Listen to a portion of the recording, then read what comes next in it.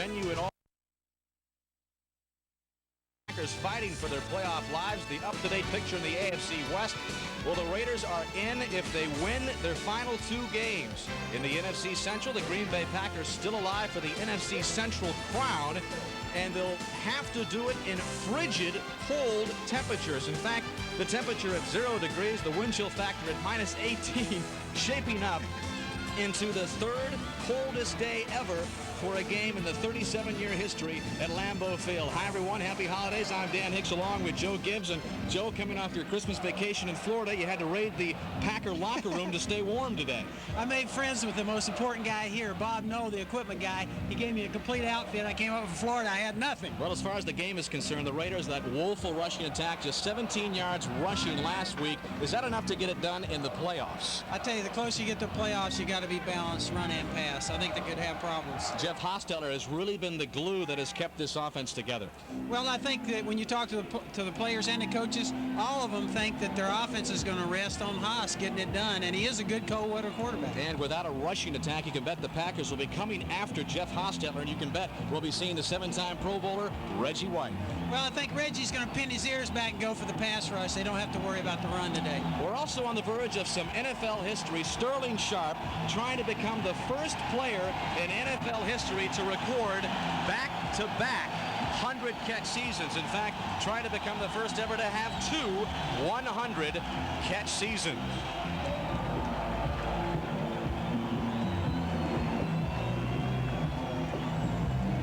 And the Packers will kick off. It'll be Chris Jackie to kick off for Green Bay. And back deep for the Los Angeles Raiders, Raghib Ismail, along with the other speedsters, Willie Gault and Alexander Wright. A low short kick. And this is taken by the Rocket, and the Rocket across midfield all the way down to the Green Bay Packer 44-yard line before he's finally run out of bounds by Sammy Walker. So Ismail, the leading kickoff returner in the AFC, sets up the Raiders in fine position for their first offensive series. Another look at the kickoff return by the Rocket.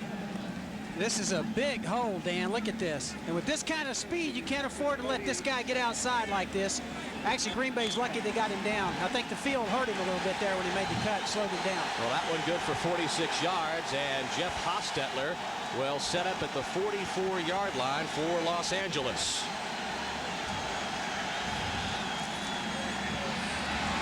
And the first carry of the game goes to Nick Bell, and he'll get no more than 2 or 3. The offense led by Jeff Hostetler, who, by the way, last week broke a 30-year-old Raider mark for rushing touchdowns with his 5th. Up front for him is Perry Wisniewski, Mosbar and Montoya, the veterans, and the right tackle Bruce Wilkerson. And behind him, Nick Bell gets the start. Steve Smith, an injured ankle, but he'll start. Tim Brown having his finest season ever. Alexander Wright coming off his first 100-yard game ever. Horton is the tight end, and we'll see the Rocket on the 3 wideout formation. And the ball resting at the 41, so it'll be 2nd down and 7 for Los Angeles. And Hostetler to the air for the first time. On the far side, he's got Tim Brown, and Brown had a look at the first down marker, but he was run back by Terrell Buckley, the left cornerback. Yeah, actually, Buckley did a heck of a job there because they're just going to wind up with about a 3rd down and short here where he had a chance to get the first down there. It was a good tackle, good heads-up tackle on the outside. Front 7 for the Packers. Reggie White turned 32 last Sunday, says he's playing his finest football ever. Wayne Simmons gets the start. It's a depleted linebacking core for the Packers. Holland and Bennett also at linebacker, and the secondary, George Teague, the free safety, is the rookie in this secondary. And this carry this time to Nick Bell, driven back by John Yurkovic, the nose tackle for Green Bay, and that'll bring up 4th down. And we could see Jeff Jager come in for a field goal attempt. A big decision here, Dan. I think they could be hesitating on the sideline. Art Shell saying, do we go for it here? And here comes Jeff Gossett. And he will line up in punt formation back close to midfield. So on 4th and a long yard, the Raiders will try to pin back the Packers. And we saw the Achilles heels of the Raiders not being able to rush that football right there is already showing up in the game. Mike Fryer is the deep back for the Packers, and he'll let this one roll into the end zone. So Green Bay will get its first shot, 1st and 10 from the 20. Brett Favre is the quarterback for season. Ed West filling in for the injured Jackie Harris at tight end. And the Packers' first play from scrimmage is Darrell Thompson, and Thompson may have gotten a yard. The Raiders come in the 3rd-ranked defense in the NFL, led by the veteran Howie Long, the rising star. 2nd-year player out of Clemson is Chester McLaughlin. The linebackers Wallace Kelly and Winston Moss. Moss, the leading tackler.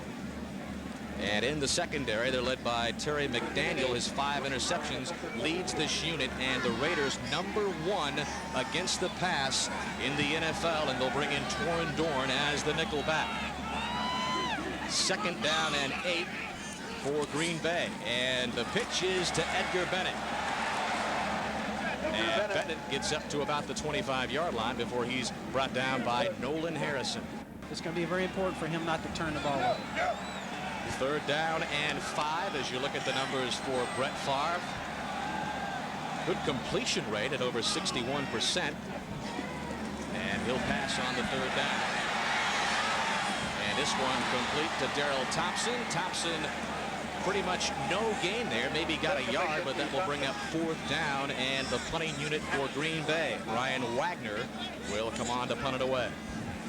This is a gamble, this kind of a call, because it's a screen and you have one man in the route, Dan. In this case, it's just one guy that Favre has a chance to throw to. In this case, an underscreen. And the Raiders, in this case, were playing man-to-man, went right with him and made the tackle. And you'd like to have a zone defense when you have that call and have the Raiders drop him back and get your lineman in front of your back. Well, there is Tim Brown for the Los Angeles Raiders, the all-time punt return leader for Los Angeles, and has a chance at the 39. Gets some blocks, set about the 45, and gets it up to the 49-yard line, where the Raiders will have their 2nd offensive series. Opening moments at Lambeau Field. We are scoreless. The temperatures 0 degrees at kickoff, -18 wind chill, and I guess when it's this cold, Joe, you that gotta was Ditka. Wasn't that Ditka? Oh no. Okay. You're got to be as creative as you possibly can. The coldest game, of course, in Lambeau Field history back in 1967, the Ice Bowl.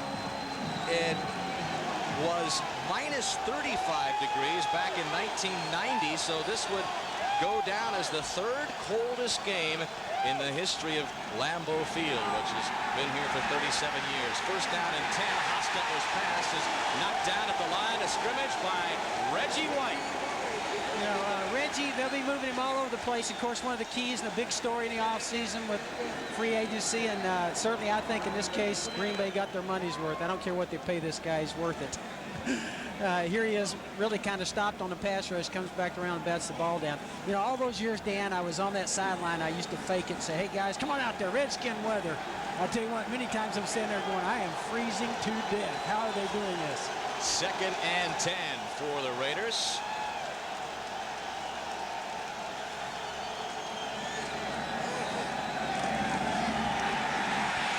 Hostetler to pass, dumps it over the middle to Tim Brown, looking for the 40-yard line. Needed to get to about inside the 41 for the 1st down, and Tim Brown is very close. Brought down by Johnny Holland along with help from Reggie White. That's a good example of his hustle. Reggie White, in that case, was rushing the passer. The ball's dropped. This guy never says quit. Turns around and watch him come all the way back in here and get on the tackle. That's the kind of heart this guy has, and that's what he has a way of exuding to the rest of the players. Reggie White turned 32 years old last Sunday, and indeed a 1st and 10 for the Raiders from the Packer 40. And this is Nick Bell, and Nick Bell may have gotten a yard, but that is all. And we've mentioned the depleted running game of the Los Angeles Raiders. Nick Bell now the featured back, the starter. The leading rusher, rookie Greg Robinson, out after knee surgery to repair torn cartilage he suffered 3 weeks ago in Buffalo. And so without Robinson, Nick Bell has been pressed into service. And this is a man that has been injured, has missed 6 games this year. So it's been a slow start for Nick Bell in the starting role.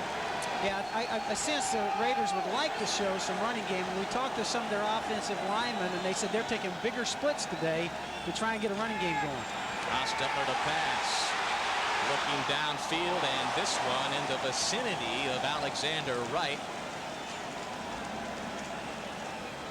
Basically, Dan, what they were trying to say, the offensive linemen, they felt like they've been tightening their splits up, and what they were going to do for this game is try and take a wider split, and with the field being as slick as it is, just kind of come off and zone block a lot today to try and get the running game going. So far, though, they've had very little success with it. And Alexander Wright not having a chance at all at that, so that'll bring up 3rd down and 10 for Los Angeles. The ball at the 40-yard line of Green Bay. Not the kind of situation the Raiders wanted to be in. 3rd and long, a flag on the play as Hostetler was pressured. A pass intended for Bell out of the backfield, and Hostetler hitting that frozen tundra very hard at about the 45. We were talking to Art Shell last night, and he was saying that, you know, we talked about, hey, you're not being able to rush the football very well. Let's listen to the call here.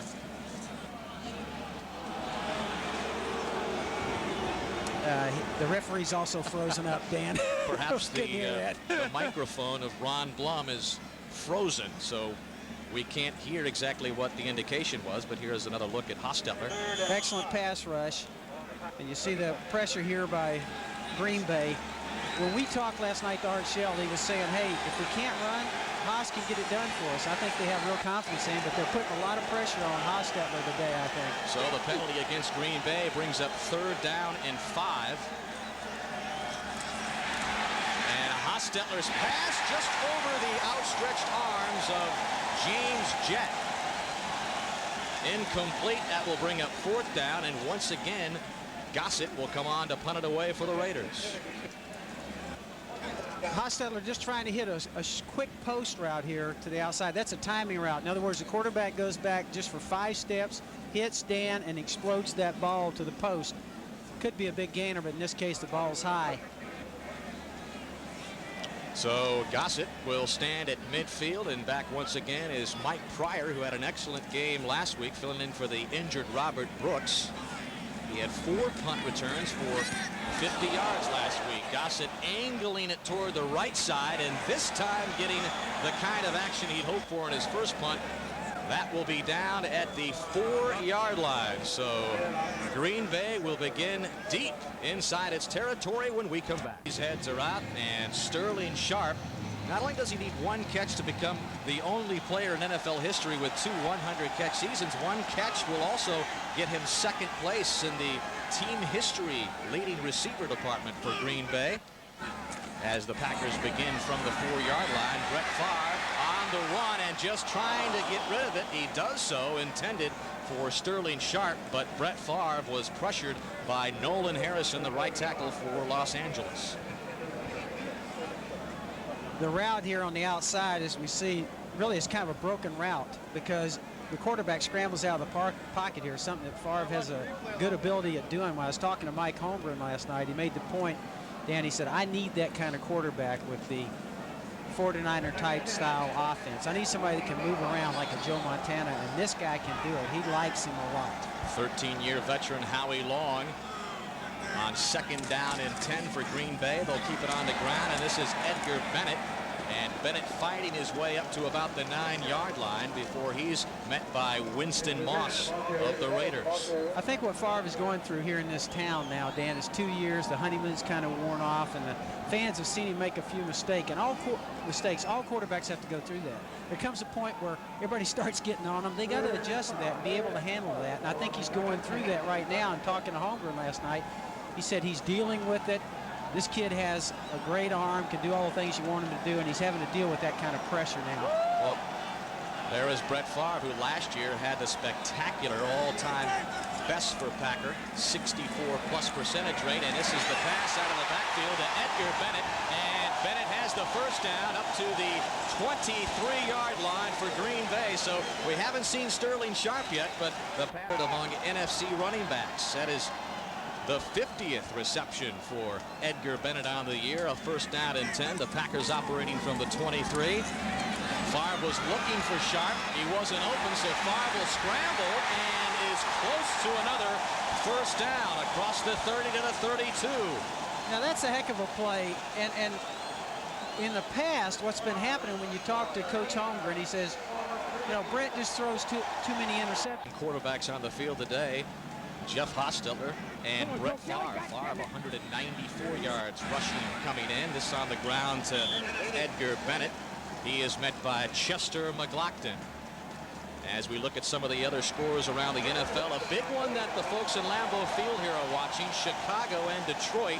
The Bears lead it 7-0 in the first. So a Packer win here today and a loss by the Lions, and the Packers are in the playoffs. In the playoffs for the first time in 21 years. That blows my mind. It really does. You always think of Green Bay having such a great tradition and everything, but 21 years, that's unbelievable.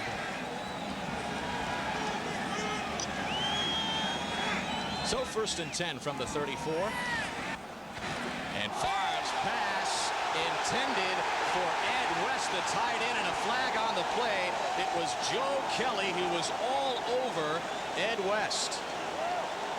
Yeah, I think we could see that very easily from up here. I'm surprised it took that long to throw the flag. And indeed, they get tough when teams that play them come to town, and so it becomes a physical battle, and everybody looks at the Raiders as being guys that gives a lot of penalties, and it carries over. Flagged 12 times for over 100 yards last week. Darrell Thompson gets the call on 1st and 10, and let's take our first visit to our New York studios, the warm studio. All right, Jim, we understand the coldest day ever for a football game in Buffalo, and 0 degrees, minus 18 wind chill factor here. 2nd and 8. Favre has Sterling Sharpe, and Sterling Sharpe has the record. Catch number 100 for Sterling Sharpe, the first player in NFL history to have 2 100-catch seasons, and they will stop the game for a moment or two to honor Sterling Sharpe and give him the game ball. I had experience like this, Dan, with Art Monk. 2 similar type guys here, Art Monk, and we stopped the game and gave him the ball 106 catches. Can you believe it, though, that this guy is going to do it back-to-back, over 100 catches? That is an amazing accomplishment, and certainly he deserves everything that he gets today. And like I said, this team is not loaded with talented receivers from the standpoint the other team knows they're going to be looking for Sterling. What's he get it on? A fade route. A heck of a throw here by Favre, getting the ball up over the top, and just press coverage with a fade. So the historic catch by Sharpe sets up the Packers at the 35, and Edgar Bennett gets the 1st and 10 call, and a lot of milestones. 1,000-yard seasons also for Sterling Sharpe. 2nd down and 6 for the Packers. A little bootleg by Favre, rolling to his right. Wanted Mark Chumera, the tight end, and incomplete. As we look at the record, you're going to see that really the Raiders and their style of play is pressed on the outside. That's what they're doing. They're pressing Sterling Sharpe. He does a good job of getting around the cornerback. Favre puts it up over the top. That's the kind of throw that you need against press coverage. A little change up here by Green Bay on the last play. They went with 2 tight ends, and they've tried to run the ball a couple times with that. In that case, they tried to go with a little bootleg and dump the ball off and just drop it. The Green Bay Packers trying to make the playoffs for the first time in 21 years in a non-strike season. 3rd down and 5 from the 30. Favre, pass over the middle, incomplete. It was intended for Robert Brooks. Incomplete. Brooks, recovering from a separated left shoulder, has missed a couple of games and is back in the lineup for Mike Holmgren. But that will bring up 4th down. It was interesting. I was asking Mike, how does your family adjust coming from California back to this kind of weather? He's got 4 girls. He said, man, they actually love it back here. 2 of his girls were going to school back in this area anyway, and that fit in great.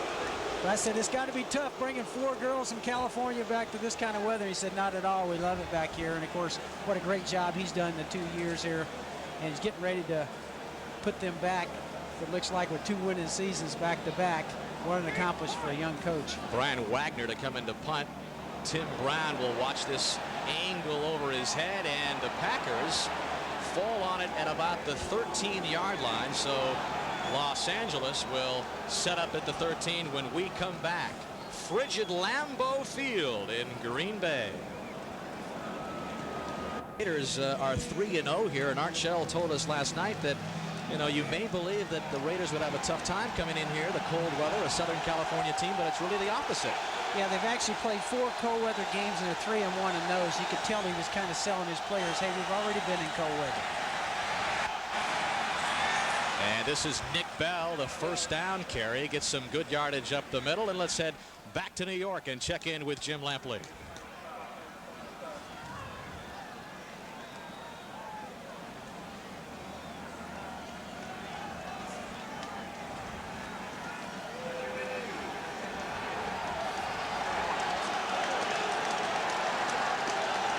Jim, a swift-moving first quarter here. 3 minutes and 30 seconds left.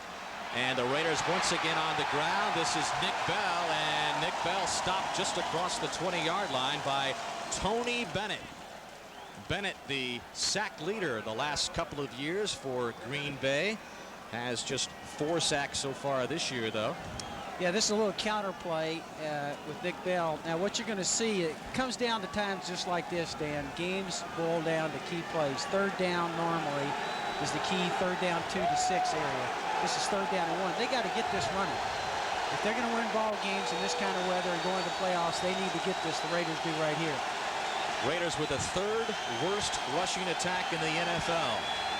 But they've passed their way to 3 straight wins, and Hostetler trying to pass it here will go down at the 11-yard line.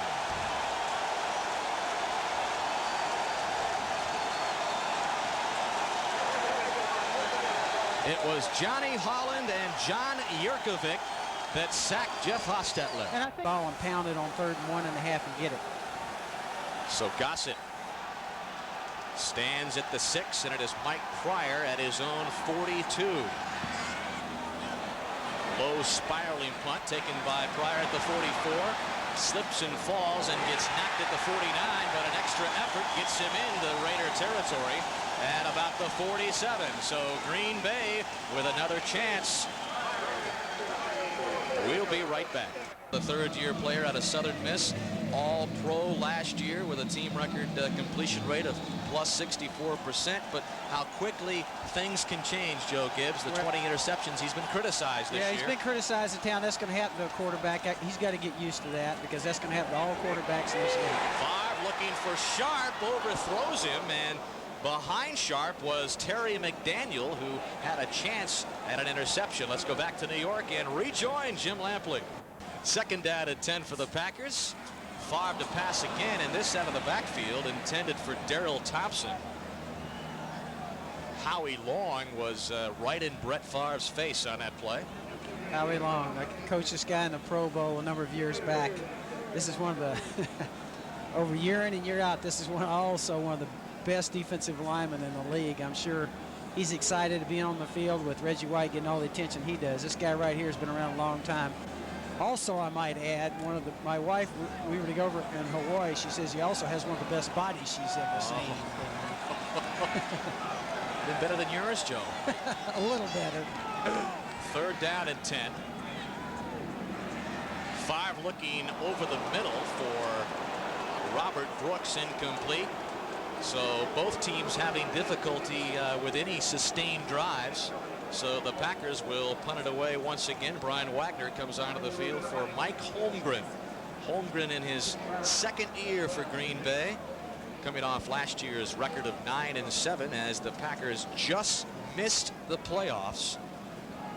And Holmgren becoming the 3rd coach in the 74-year history of the organization to have a winning season. So a big year by Holmgren last year in his debut, and looking for the ultimate playoff berth this year. And a very poor punt as Tim Brown has to come up to the 25, never even got a shot at it, and it's out of bounds at the 26. So not a good punt at all by Brian Wagner. Well, New Year's Day, don't miss champ time. Don't miss it. I think Wagner's punt, that was caused for the fact he was trying to sideline kick. Those are very hard to do, Dan, and he got it off the side of his foot. So the Raiders begin at the 25, and this is Nick Bell, who gets 4 yards up to the 29-yard line. The 17 yards rushing last week by the Raiders, their lowest output since moving to Los Angeles 12 years ago, a season low, so the rushing attack really hit rock bottom. A little draw play here, and you see a good pursuit by all the Packers getting to the ball.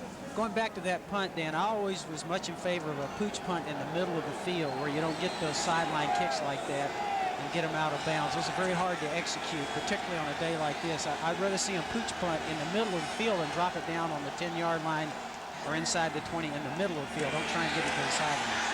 Hostetler needs 7 on second down. Tim Brown will be short at the 36.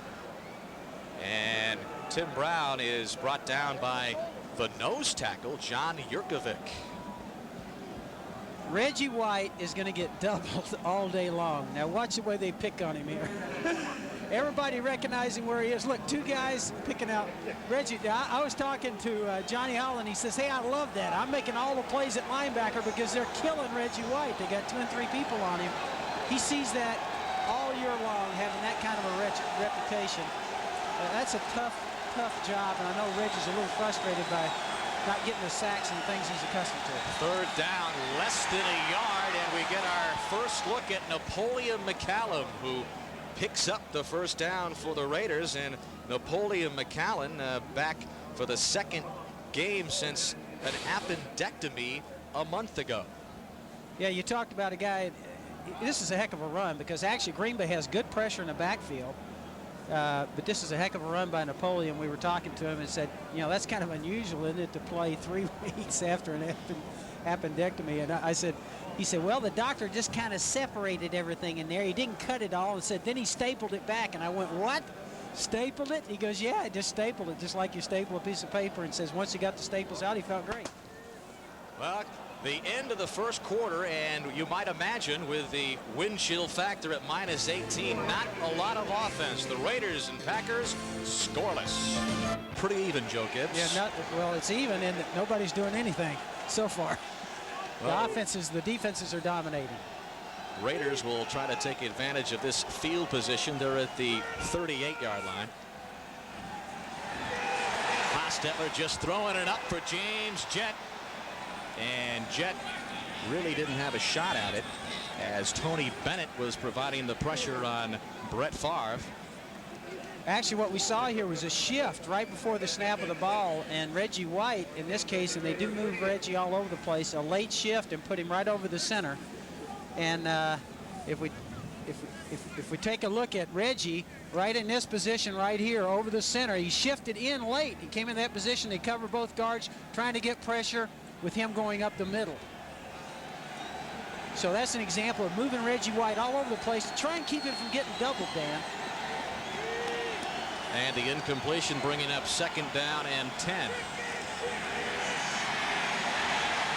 Hostetler with time this time, and he's got James Jett, and Jett with the first down into Packer territory, close to the 45-yard line. Wayne Simmons along with Roland Mitchell on the stop for Green Bay. Hostetler has definitely been brought along the right way. When you play in New York with the Giants, this guy's had a lot of practice in bad weather. This is simply just a little curl route. Both receivers turning inside, very effective on zone. And that's what the Packers were caught in there. But Hostetler, I've been up to New York with 50-mile-an-hour winds in our face.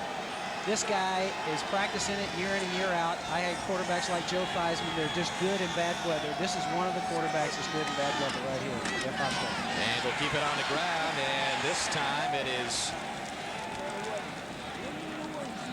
Tyrone Montgomery getting his first carry of the game. And we talked to Art Shell last night, and he said we'd see more of the undrafted free agent from Ole Miss, and Montgomery picks up a couple, and Johnny Holland on the stop for Green Bay. Talked to Johnny Holland for a long time yesterday, and he was the one telling us that that's a heck of a play there. He said, I love the fact that Reggie White's up there in front of me. He gets so much attention, and he keeps everything off of me. And he actually had 17 tackles 2 weeks ago. A career high for Johnny Holland, who leads the team with a total of 119, 2nd down and 8. There's Reggie White shifting back to the nose man again. And a pass by Hostetler is intercepted. George Teague with some running room on the far side. And finally brought down by the Raiders at the 42. Reggie White provided the pressure, and the rookie out of Alabama. And a nifty 21-yard interception return for the rookie out of Alabama. This is Darrell Thompson, and he is nowhere and probably lost a yard. Anthony Smith, the fourth-year former #1 pick out of Arizona, brings him down for the loss. Now, we had showed Reggie shifting in there on a previous play and showed you with him lined up right over the center. That's what happens when you can't double Reggie White right there. It was a late shift. They couldn't get two guys on him. That's why everybody tries to double him. He's the best in the league at overpower. This guy weighs 295 pounds and runs 4.6. I've seen him pick off balls and come running by me on the sideline against us, and I said, man, our backs can't run that fast. Well, he says, Joe, that he's playing better now than even in his 21-sack year back in 1987. Favre on the run and dragged down by Howie Long. The 6th sack of the season for the 13-year veteran out of Villanova. Well, Reggie White makes a play. Howie Long comes back and makes a play. We're seeing two of the premier linemen in the league, and you're seeing them go after it here today, and the defenses are dominating so far. That is the 84th sack of Howie Long's career, and that is 5th among active players. This guy gets off the ball so fast, Dan. Sometimes we think he's offsides when you're standing on the sidelines. You complain to the referees. You get the film out, and he's right on the ball. So all of a sudden, 3rd down and 19. The ball squarely at midfield. Favre with a quick chance across the middle, looking for Robert Brooks. That is incomplete. And the boos cascading here at Lambeau Field as the Pack will punt it away on 4th and 19. You don't like to see, if you're Mike Holmgren, the fact that Green Bay has had several good field position chances here and have not done anything with it. You don't like to see that.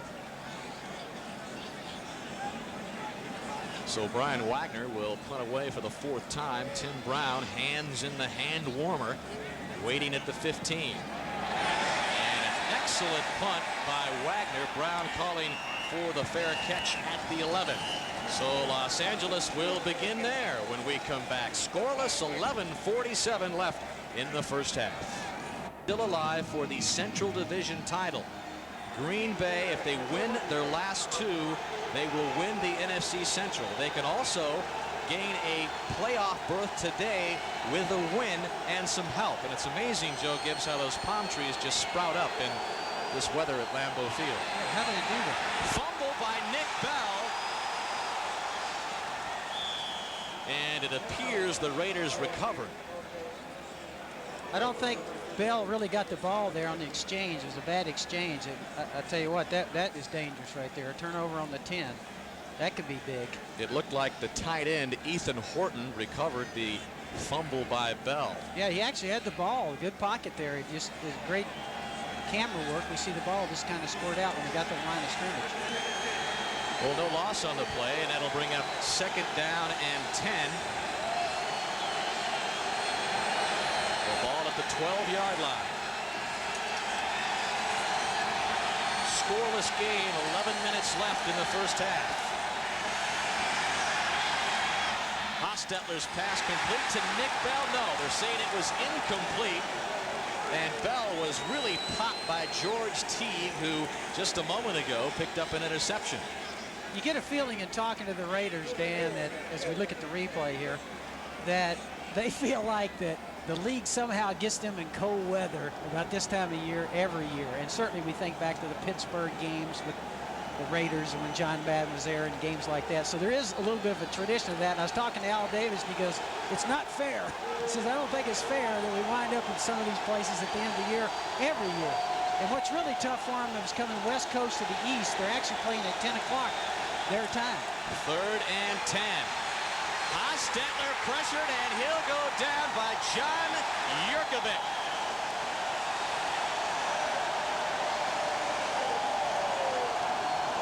A lot of opportunities in the first half. Jeff Gossett from 5 yards deep in his end zone.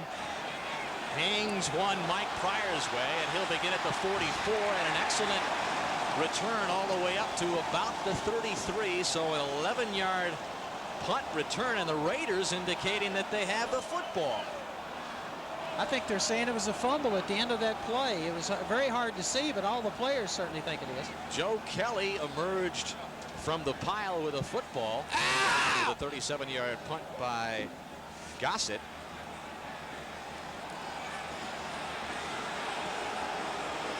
We have a huddle by the referees this time.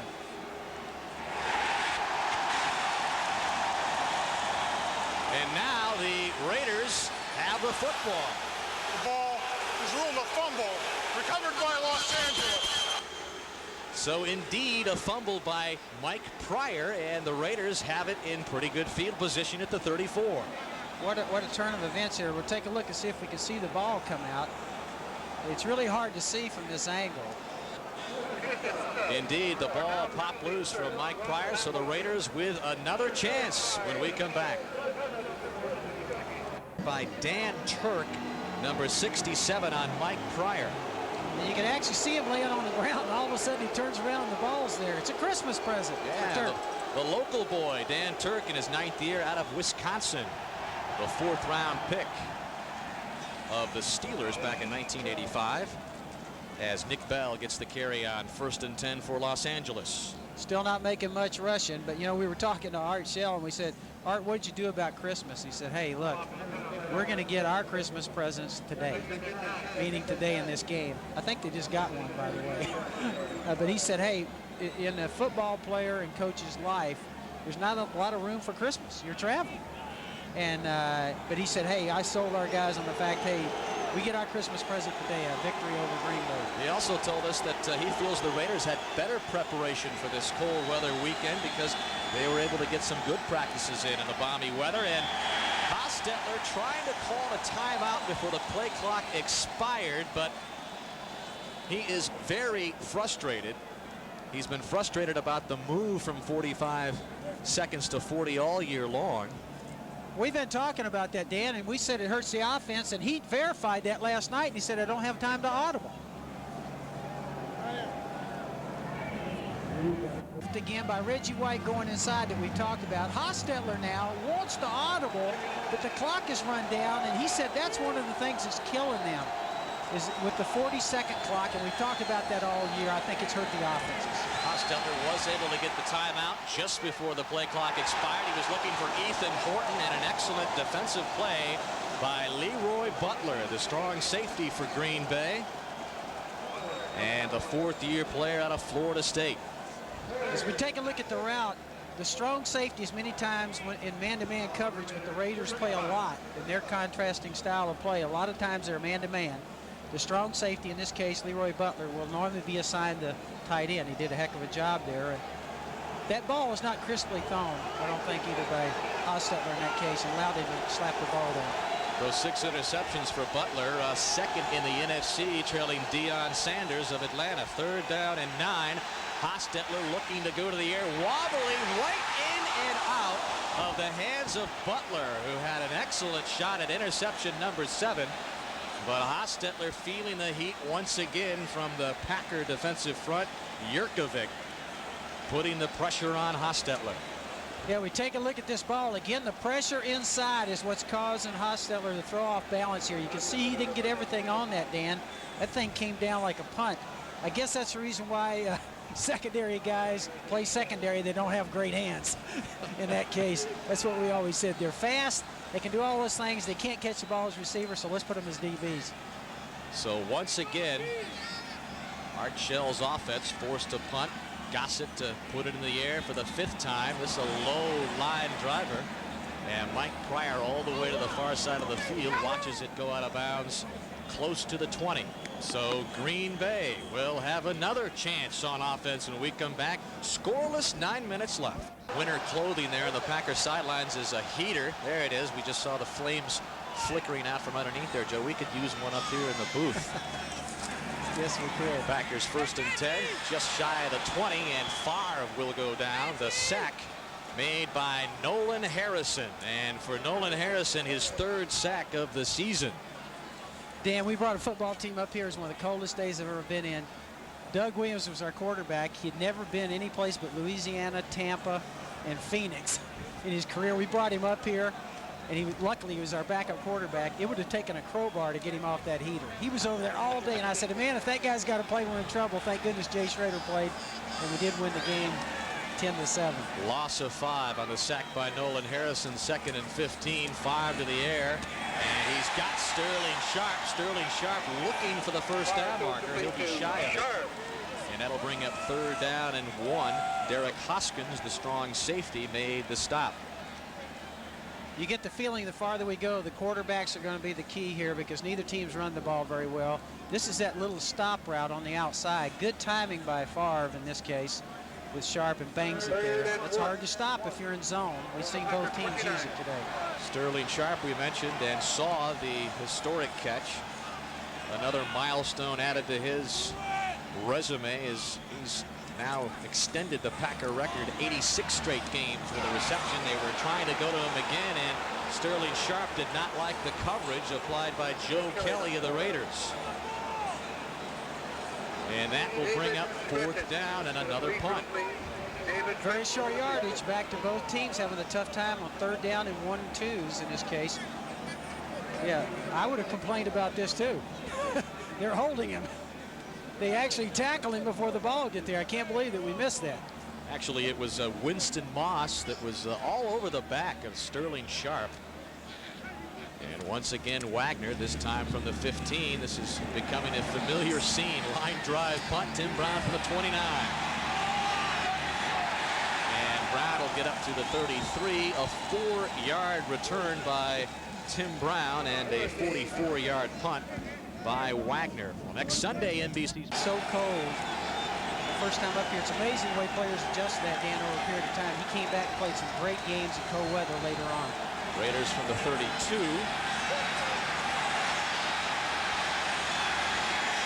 Hostetler just throwing it away.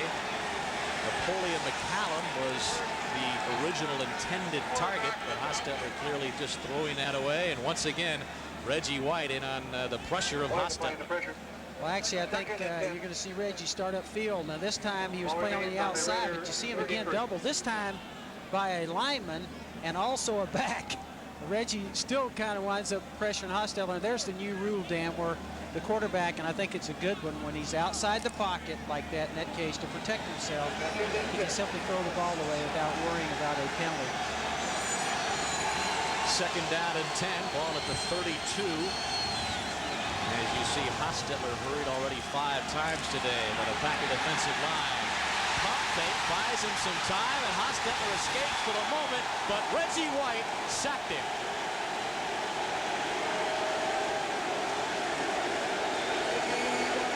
Both defenses are dominating, and we've seen both lines make excellent plays. Howie Long for the Raiders, and now Reggie White and his buddies several times. Here's the pressure up the middle. A real good pass rusher is relentless. He never stops, and that's what you see there, Dan. The guys with that kind of heart that never know when to quit, those are the guys that eventually get sacks. You rarely get them on the first move. 11.5 sacks for Reggie White. He became the all-time NFL sack leader earlier this year versus the Chicago Bears. 3rd and 19 for the Raiders. Hostetler trying to dump it over to the middle for Nick Bell, and that will bring up 4th down. A little middle screen there was actually a very good call. I thought the Raiders would get called for holding there because they grabbed a couple of the Packer linemen in that case. But what's happening here without the rushing game by the Raiders, the Green Bay is really simply just rushing the passer and getting tremendous pressure on Hostetler. This is what happens when you don't get a good running game going. You see the screen was set up there fairly decently. I'll tell you, there's no doubt why they're paying Reggie White $4.25 million a year. We're getting a good indication of that today in minus 18-degree wind chill as Mike Pryor escapes one Raider, and he'll go back across the field for a gain of maybe 1 on the return. 45-yard punt by the Raiders. Coming up on the Domino's Pizza NFL. Certainly gives that to you. Here are the Packers on the ground. Edgar Bennett gets the first down carry, and by the looks of things, Joe, unless somebody like a Sterling Sharpe or one of the speedy receivers for the Raiders gets away, it's shaping up into a scoreless first half. Yeah, I think what's happened here, both teams having a tough time moving the football. It makes them one-dimensional. Both these defenses, of course, are playing extremely well. The weather's also hurt the offenses, but without them rushing the football, either offense, we're getting into a defensive battle here. Somebody's going to make a big play here at some point. First time that those two coaches have squared off. Holmgren and Art Shell, Brett Favre to the air, and he's got Edgar Bennett, and Bennett, I believe, picked up the first down all the way up to the 43. Favre's done a good job of finding his back there as secondary receiver. Brett Favre trying to become the second Packer in history to post 2 3,000-yard passing seasons. You saw the numbers there. He came into the game just about 77 yards shy of the 3,000-yard mark. And if he gets that 77-yard total. Talent. And, of course, that comes with just growing up a little bit. This guy's really only played 2 years. That's the other thing. And they'll keep it on the ground. Darrell Thompson, and pretty much stopped for no gain. And you saw the draft picks, quarterback-wise, ahead of Brett Favre. But that happens all the times with quarterbacks, Dan. You know, we see Joe Montana is the third-round draft choice. Joe Theismann. Because it's hard to evaluate these guys in a pro atmosphere. When you get them up here, you work with them over a period of time, and they mature and blossom. 3rd down and 9 for Favre, looking for Sterling Sharpe. And a nice defensive play by Terry McDaniel.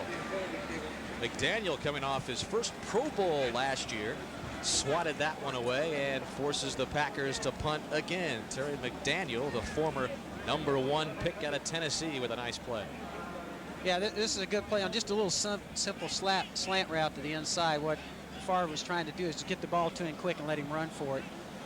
The two things that you like to see in a quarterback when you talk to Mike Holmgren is what Favre has: toughness and smarts. That's what he's got. He also has a great hand. This guy will blossom. It's going to just take time.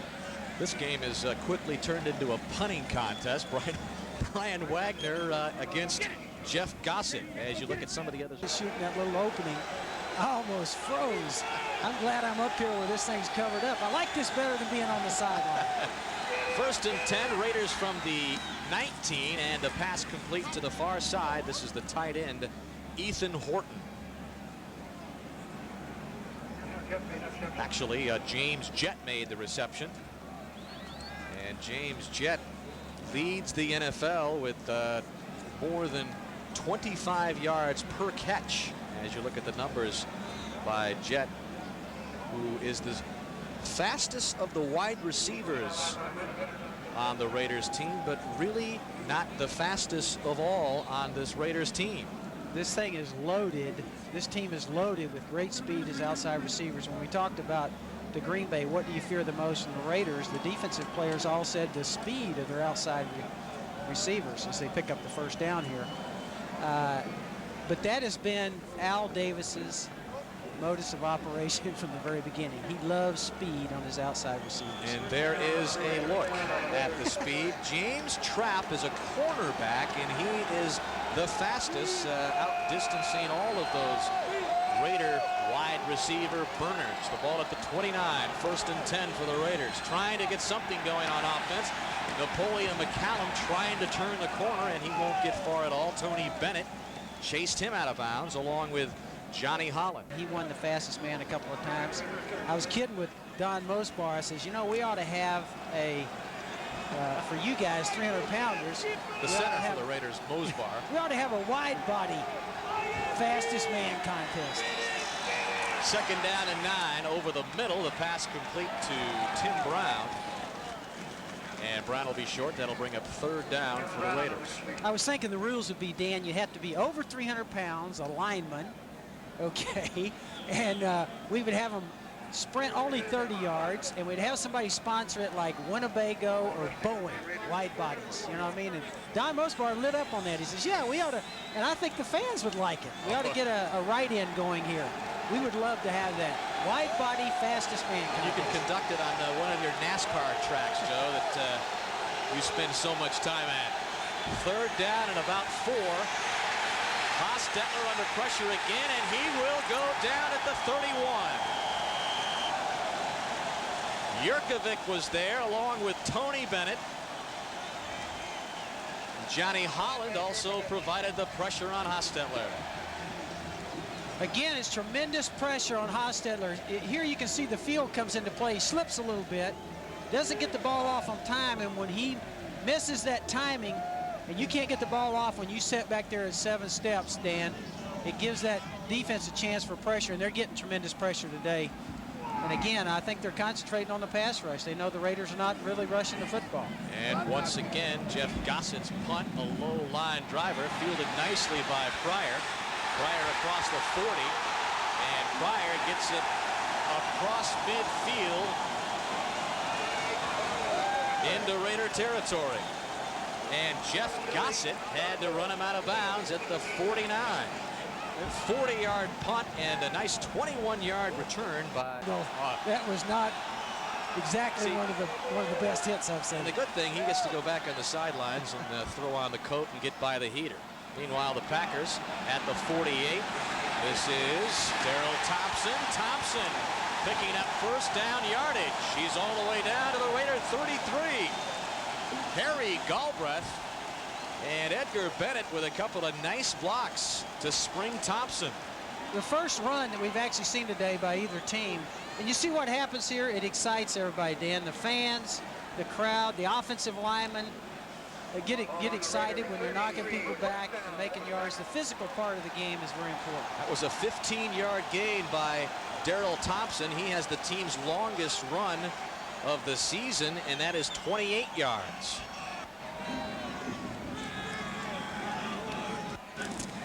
Approaching the 2-minute warning of the first half. This is Darrell Thompson again, and he gets it up to the 30-yard line. But if the 28-yard run for the longest run of the year stands for Thompson, it would be the shortest, longest run in wind chill factor. Joe, I got a feeling they're going to keep that on for the rest of the game. 2-minute warning at storied, frigid Lambeau Field. Third coldest game on record. And the near 60,000 fans here that have braved it bundled up. Mentioned not much offense at all. This is Green Bay's deepest penetration in a while at the 30-yard line. Complete to Sterling Sharpe, and Sharpe with another first down. He is inside the 20. Again, that little stop route, and whenever Green Bay's been able to catch the Raiders in zone coverage, you see the Raiders backing up here and opening these holes. You can see the lane that Favre's throwing through. And what happens is the receivers just hooking those zone holes in there. Very effective.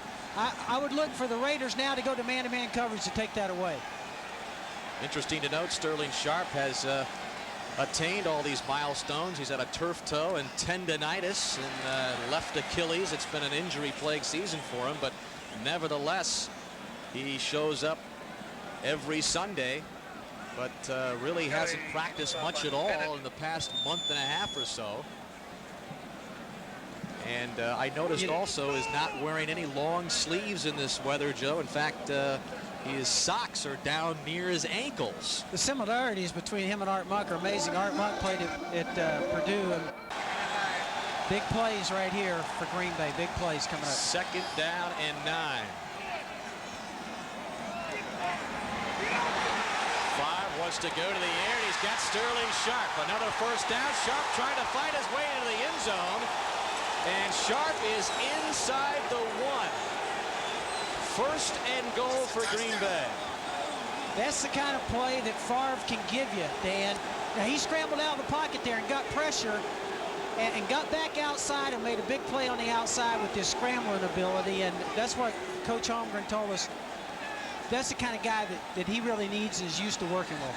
Well, Sterling Sharpe feels he got into the end zone. Let's take a look at if we had instant replay. This would be something we could take a look at. All you have to do is break the plane with the ball.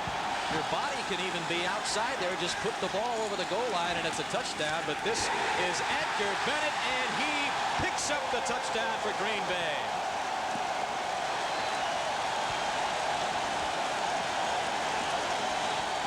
The 8th touchdown of the season for Bennett. And the Packers finally put some points on the board at Lambeau Field. We take a look at the goal line offense right here. There's no doubt on this one on breaking the plane. He's all the way in there, a yard and a half deep with the ball. And I think that they did it the right way there. The Packers, they ran the ball some. They took a couple of shots. It was a good little series there. And I know that they would have been sick to go into halftime with no points, considering the good field position they had several times. And that time they took advantage of it. Excellent surge on the offensive line. Harry Galbraith, the unrestricted free agent from Miami, and Frank Winters, the center, who was taken over for the injured James Campen, also a part of the nice block which sprung Bennett. Chris Jackie's point after attempt is good. And Green Bay, with 1 minute and 1 second left in the first half, has taken a 7-0 lead. Packers try. So we'll have a kick other than a punt finally, as Chris Jackie just sends in a line drive to the 30-yard line.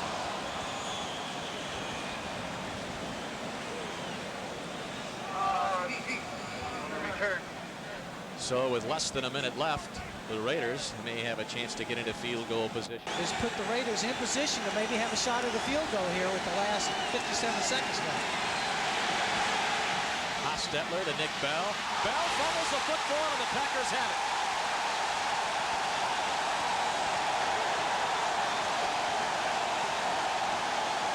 Doug Evans, the rookie out of Louisiana Tech, picks up the second fumble of the game by Nick Bell. Yeah, I think Bell in this case has the ball squarely in his hands. For some reason, it just flat gets away from him. That ball right there is hard to hang on to. That thing is frozen and glazed over a little bit. It's hard to handle a ball like that. That's the reason why a lot of the players are wearing gloves. And I noticed there that Nick Bell does not have any gloves on, did not have any gloves at the time of that fumble, and now he heads to the sidelines, and Gerald Perry, the offensive lineman, consoling Nick Bell, who has given the Packers another chance here. The ball spotted at the 43, less than a minute left. Second turnover by the Raiders today. Favre swings it out, and this is Edgar Bennett, and Bennett all the way inside the 30. They're going to mark him at the 26. And I'm not sure he wouldn't have gone a lot farther. The field frozen in that area right there. You see him lose his footing in that frozen part of the field right there. That could have been mustache. I think it is. Well, we've just been told by our producer slash weatherman Terry Ewert that the temperature is now -9 degrees, wind chill factor 2 degrees as a flag is thrown. And I would imagine if yes.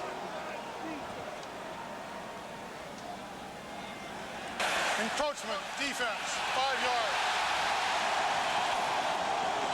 It was big Chester McLaughlin who picks up the encroachment penalty for the Raiders.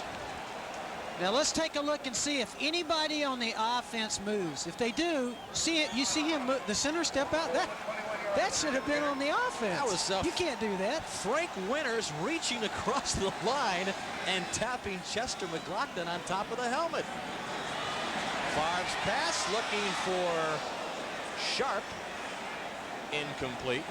Very ill-advised right there. That in this position right here, Favre should be looking +2. That is a big difference. It's a big difference when it goes minus plus. I mean, you can really tell. Second down and 5 for the Packers. And unable to handle Brett Favre's dump is Edgar Bennett. And that will bring up third down. Out here with 31 seconds left on the clock. There is Chris Jackie warming up on the sidelines. 31 seconds left in the first half. Green Bay already up 7-0, trying to add to that lead as Darrell Thompson gets inside the 20, close to the first down, but that will bring up fourth down for Green Bay. Well, the fans are booing. They don't like the idea that they went with a run, but what they tried to do there is kind of gamble a little bit, catch the Raiders walked off with 4 wide receivers and just pump that thing up inside for a first down. It was a good call. It's just that the Raiders were sharp and made a good play on it. And Green Bay will let the clock run down, probably stop it with 2 seconds left.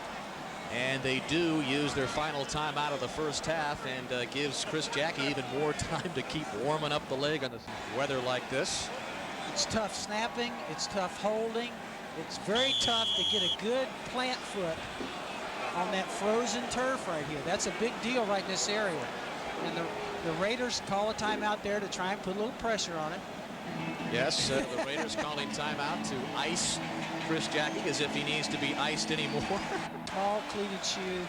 It helps on the frozen surfaces. Wagner, the hold is good. Chris Jacke's kick is no good.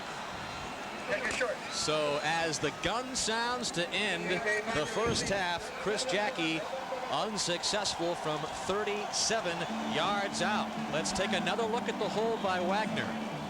Actually did a pretty good job. The snap was a little low. We talked about that. That's no piece of cake, Dan. It's a hard to snap, hard to get a hold, hard to get a good kick. The 4-yard line, 7-0 Green Bay at the end of the first half. The only touchdown, the Edgar Bennett 1-yard run coming off the Sterling Sharpe 17-yard reception, what set it up. And this is Marcus Wilson who brings it out for Green Bay.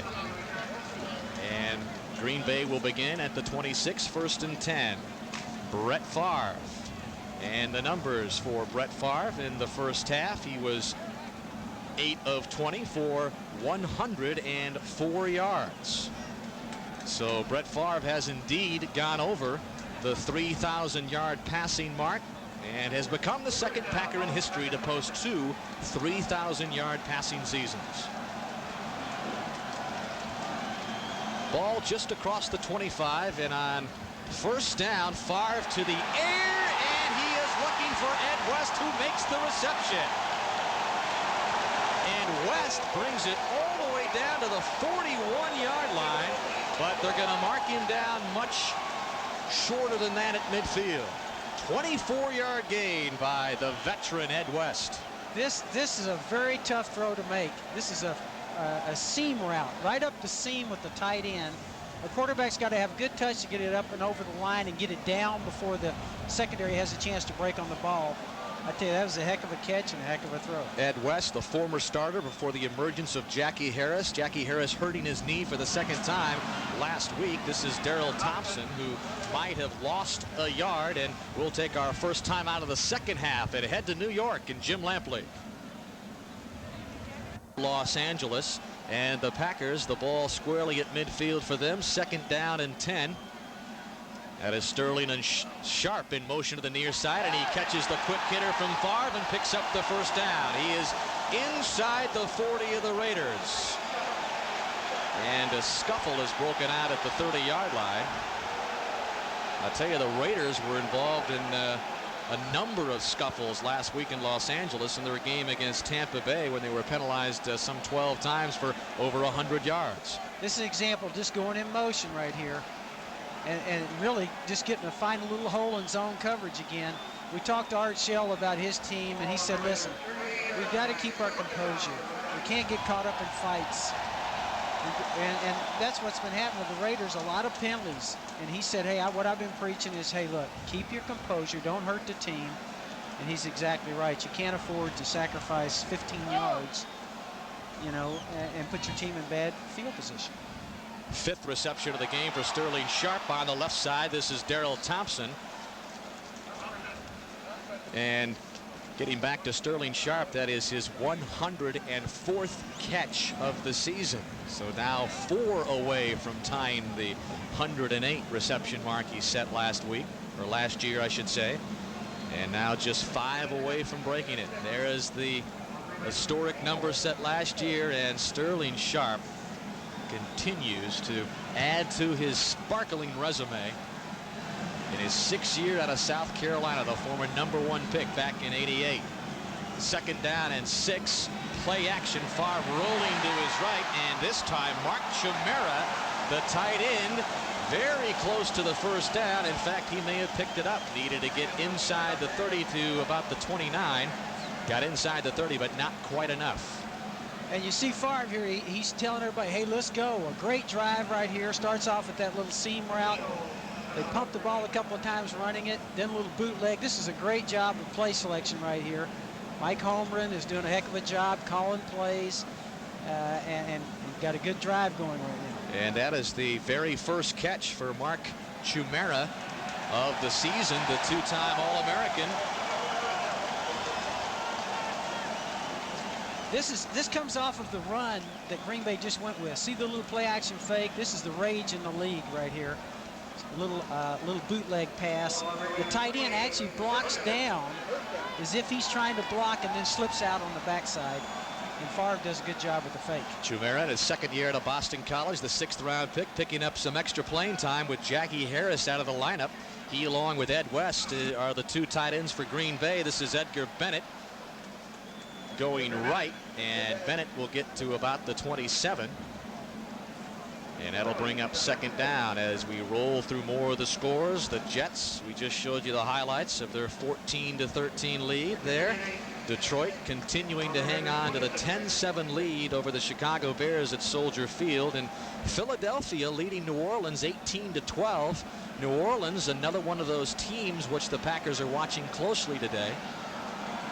And we get a good close-up of some of the Raiders' shoes. You see the different selections that people are going with on the frozen turf today.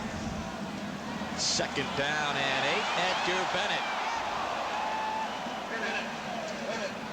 And Bennett down to the 23. That'll bring up third down. Joe Kelly, the second leading tackler for Los Angeles, made the stop. You realize that Green Bay really, they don't have an advantage as far as players and cold weather and all that, but I think they do have an advantage in equipment. That's what I was trying to say, Dan, and the shoes, the gloves that they wear. I mean, they're just used to being in this kind of weather.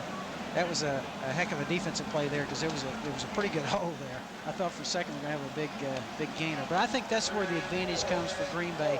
They're used to being in this. I think their selection of shoes, gloves, they just have the equipment to be able to operate with. It doesn't matter how good of an athlete you are if you can't stand up and you're slipping and sliding on the turf. Green Bay takes its first time out of the second half. They lead it. Packers blew a chance to clinch a playoff spot last week when they lost to Minnesota 21-17 at County Stadium. And here at Lambeau Field, they have pretty good field position. Brett Favre complete to Sterling Sharpe. Can he get in? Yes! Touchdown, Sterling Sharpe.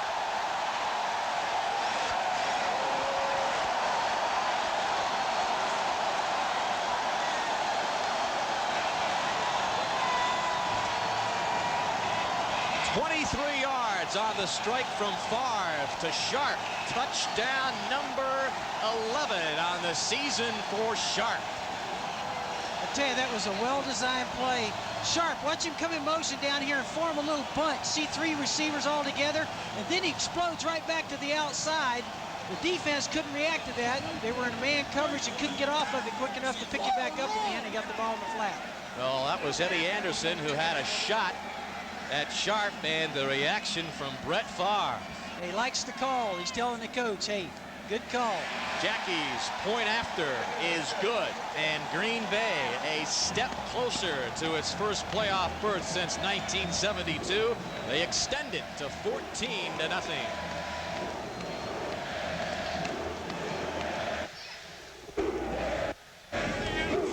All right, man. I'll tell you, Sterling Sharpe could break his record from last year. He's got 105, correct? That little route right there was a good little picture of what we call bunch. You know, putting three receivers, moving somebody, and getting them in that little cubby, and then bursting back out. Great, there. thank you. Good shot. 11. Wow. And what is the the numbers on Sharpe? 6 catches, 4. Oh, he's over 100 yards. Great. God, he's this. How tough is Sterling Sharpe? We can't talk enough about this guy.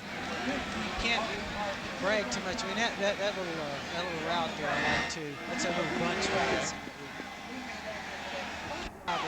Meanwhile, the Rocket, Ragib Ismail, takes the kickoff return from Jackie, gets it across the 35, but Sterling Sharpe, that 23-yard strike puts him over the 100-yard mark for the 5th time this season, 24 career as you look at the scoring drive. And right now, Sterling Sharpe has 105 receptions this season. He may get that mark of 108 he set last year and maybe surpass it. Meanwhile, the Raiders, they're also looking for a playoff spot, a wild card spot. They trail it 14-0, 1st and 10 from the 36. And Hostetler feels the pressure. Tony Bennett just ran over Hostetler. 5th sack of the year for Bennett. Green Bay's been good pressure all day anyway, Dan. And now that down 14-0, really, I think Green Bay's just saying, hey, we're not going to worry about the run. Raiders have not been able to run, and they're putting tremendous pressure. It looks like in this case they may have got Haas in this case, because I tell you, that was a big hit when he came in there, Dan, the way he hit him. You see Art Shell coming out to check out his quarterback. I was going to say, you don't see Art Shell come out of the field much at all, but he's out there now as Hostetler is still down. And Vince Evans, the 14-year veteran out of USC, has begun to warm up on the sidelines. We talked about before the game that really we felt like the offense, when you talk to everybody with the Raiders, that it was going to fall on Hostetler's shoulders. And here he's trying to make a play. And see, he just held the ball there, Dan. When you hold the ball that long, and that means that things are covered downfield. And you get your quarterback, anytime you don't go back and right now set, throw, and you start holding that ball and working that ball in your hands like that, the pass. And now Vince Evans, the 38-year-old former 6th-round draft pick of the Chicago Bears back in 1977, will take over for the Raiders in 9 below-degree wind chill factor weather. This is his 8th appearance of the season. He's appeared in 8 games for Los Angeles, but a tall order here. The Raiders down 14-0, but he completes his first pass, and it's to Randy Jordan, the free agent out of North Carolina, and Jordan burns off a huge gain, and he's all the way down inside the 40, down to the 37. There's 2 kinds of plays you like to use to take off the pressure on the pass rush, Dan. One is the draw. The second one is a screen, and that's exactly what. That's a good call here by the Raiders. They come out knowing that the Packers are going to be pass rushing. Let them come, drop the ball off on a screen. That's going to cause Green Bay now to have to want to play, hey, more cautious, peel an end off, or play some kind of man-to-man coverage.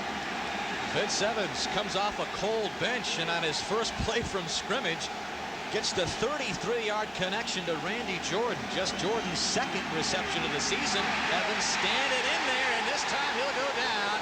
Reggie White.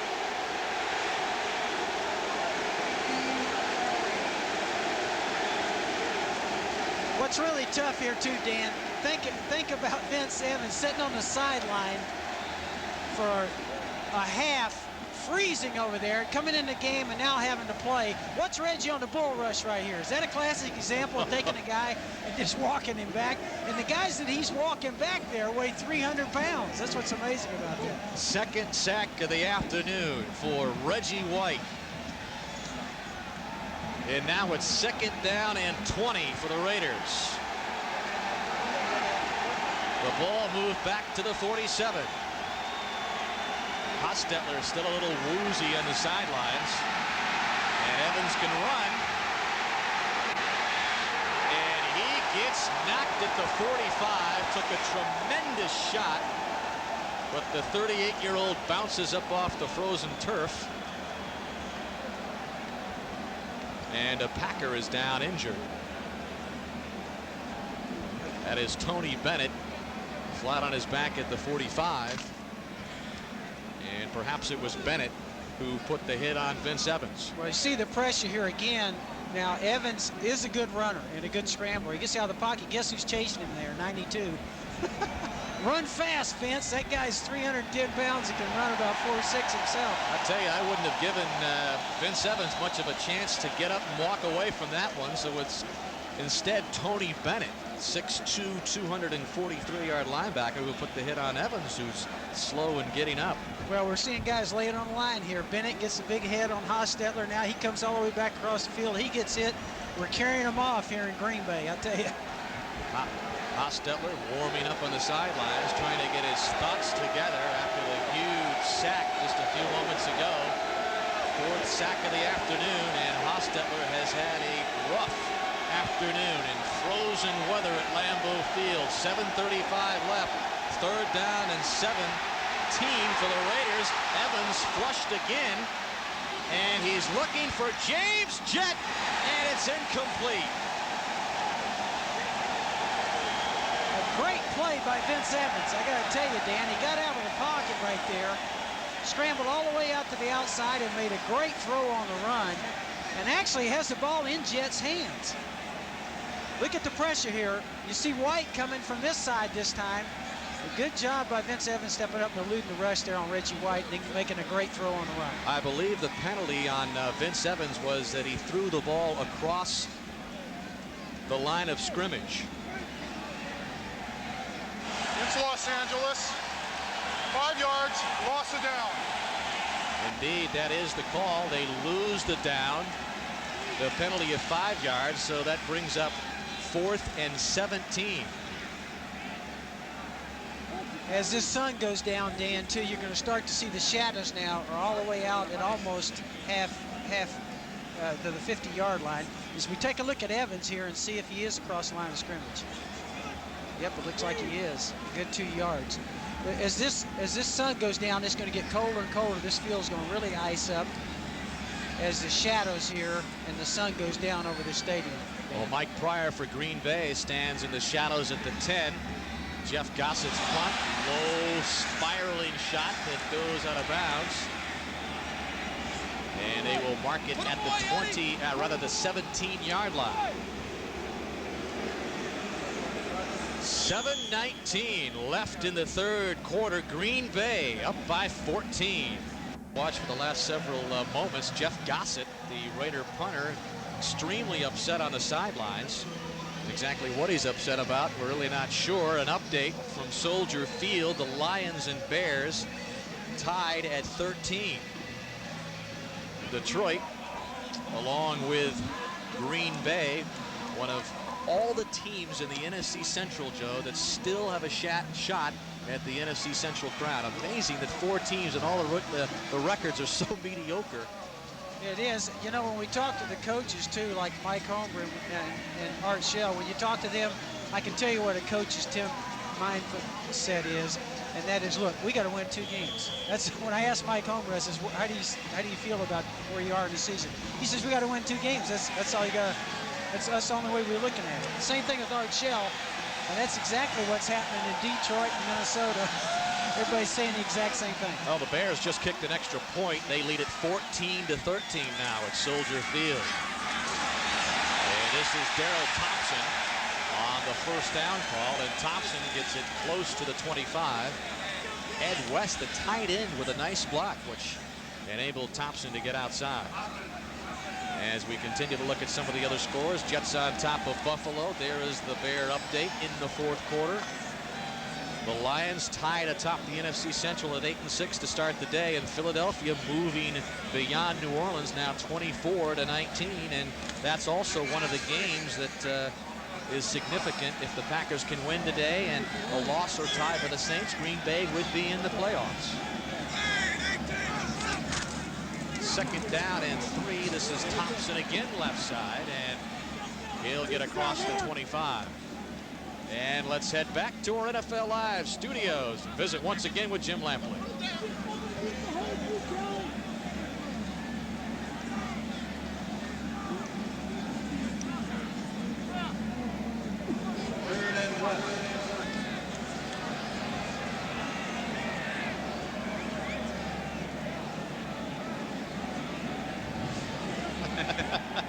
Thanks for clarifying that, Jim Lampley. Here at Lambeau Field, the 93 version of the Packers up 14-0. The report on Jeff Hostetler is that he is dizzy and still feeling a little woozy on 3rd down and 1. Darrell Thompson, I believe, is short. of the first down marker for Green Bay. Well, we talked about this is one of the times in the game, this is what we were talking about, when you need to run the football. I mean, you're up 14-0. You want to eat the clock up. You're deep in your own territory.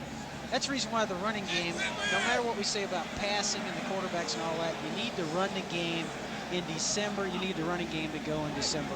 And those are the kind of teams that will wind up doing well in the playoffs, the ones that they're well balanced and can run. And you've seen several times today that Green Bay's got in trouble, and so are the Raiders on 3rd and shorts. They can't pick it up running. Well, the Packers short of the first down. The Raiders, we mentioned, 25th in the NFL in rushing, and the Packers not much better at 22.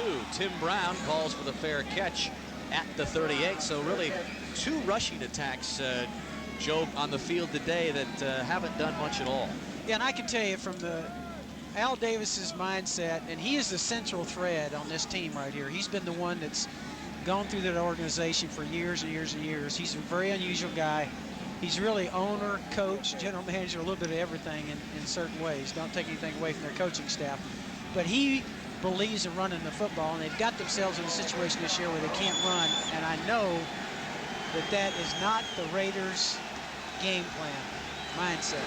Well, you saw Vince Evans run onto the field again. He is in for Jeff Hostetler, who is still dazed on the Raiders sideline. This time Evans will begin 1st and 10 from the 39, and he'll throw on first down to the near side. Tim Brown looks like he picked up the first down. Needed to get across the 49 close to midfield. Terrell Buckley on the coverage of Tim Brown. You're going to see just a simple hitch route on the outside here. And with Green Bay playing back, that's a very effective route. I'll tell you, Vince Evans has pulled off some miracles in his life. They're certainly going to ask him to pull one off right here.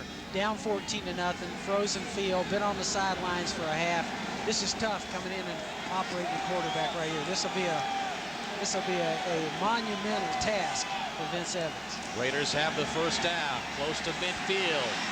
Evans complete, and this is James Jett, and he's got another Raider first down. This time it's down to the Packer 37. Okay, this is that little stop route that we've been talking about all day. When you play off the way the Green Bay is right here, a very effective route is just down the field and then hook behind the linebacker, and you see him slide on behind the linebackers. We see both teams use that route. It's very effective on zone coverage. And Green Bay here's playing fairly cautious right now. They've got a 14-point lead. They're probably going to have to jump back up, play a little man coverage to take some of those things away from the Raiders. 12-yard pickup for Jett. Evans pressured this time, just throwing it downfield in the vicinity of Tim Brown. But Buckley thought he had an interception and made a valiant effort to pick it off, but it is incomplete. That was a great effort. What a try by Buckley. It sure was. He looked like a receiver right here. Who's the receiver here? Buckley looks like he's played it before. Comes down and the ball's right in his hands, but at the end there he looked like a DB. And Buckley, who was the #1 pick last year at Florida State, caught a little bit of heat this week. He gave up 2 touchdowns to the Vikings' Chris Carter last week. But he was with Tim Brown step for step right there, the all-time interception leader for the Seminoles. 2nd down and 10, and this is Napoleon McCallum. And McCallum inside the 30, down to about the 28, close to another first down before he's brought down by Leroy Butler. I tell you, Napoleon has given them a spark a couple of times on the few times that they have made some yards. I tell you what, I think I might leave him in there and start feeding him the ball, see if he can get something going here on the ground too. I think Vince Evans is playing extremely well so far. I'd leave Napoleon in there and let him carry that thing a little bit. Well, Nick Bell has come on in the backfield for the Raiders. Evans 3 for 4 for 57 yards in relief of Hostetler. 3rd down and 2, or call it a long one. Evans trying to run for the first down, but he'll be sacked, and Tony Bennett picks it up. 2nd of the game, his 6th of the season. Okay, big decision right here now. It's 4th down. What do you do if you're Art Shell right here? You're down 14 points, 2:59 in the 3rd, and you're looking at about a 4th down, 3 or 4. This is why I'm glad I'm up here And Art Shell is down there. If you were down there. He's freezing and got to make decisions like this. If you were down there, what do you do? I think right here you got to go for it. And that's exactly what the Raiders are doing. 4th down and 3.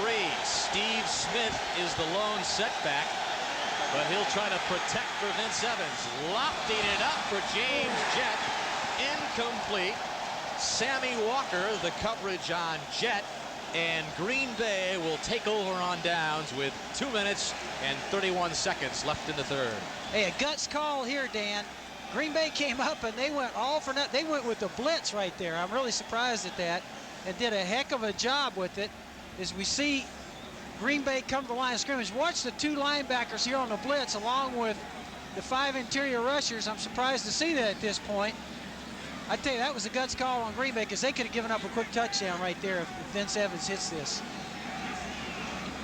It wasn't that far away. Gutsy call by Green Bay. You got to know when to hold them and when to fold them. That was a good call by the defensive coaches there, taking a chance, made it pay off. Green Bay has sacked the Raider quarterbacks already 6 times today. Favre rolling to his right, and unable to make the reception at the 45 was Ed West. So that'll bring up 2nd down and 10 for Green Bay. 2:26 left in the 3rd. Green Bay up 14-0. I think what you like to do here is run the football. And I think the other thing that the running game gives you, Dan, is you don't have the incompletions like we saw right there and stop that clock. I mean, when you got that ball run and you're rushing with it, the clock continues to run, and that's what Green Bay would like to have happen right now. Eat that clock away. I know it seems like forever for Mike Holmes, but this 3rd quarter's gone on forever. 2nd down and 10. This is Thompson trying to turn the corner on the far side. He'll get up to the 32. The update on injured quarterback Jeff Hostetler, a concussion, and he will continue to be evaluated. In the meantime, Vince Evans has taken over for him. So we'll see if it's left up to Vince Evans for the remainder of this game to try to get the Raiders a crucial win here. Art Shell needs a win here. It's not that they're out of it if they lose today, but their 6-5 conference record really puts them in jeopardy if they drop one of their last 2 games.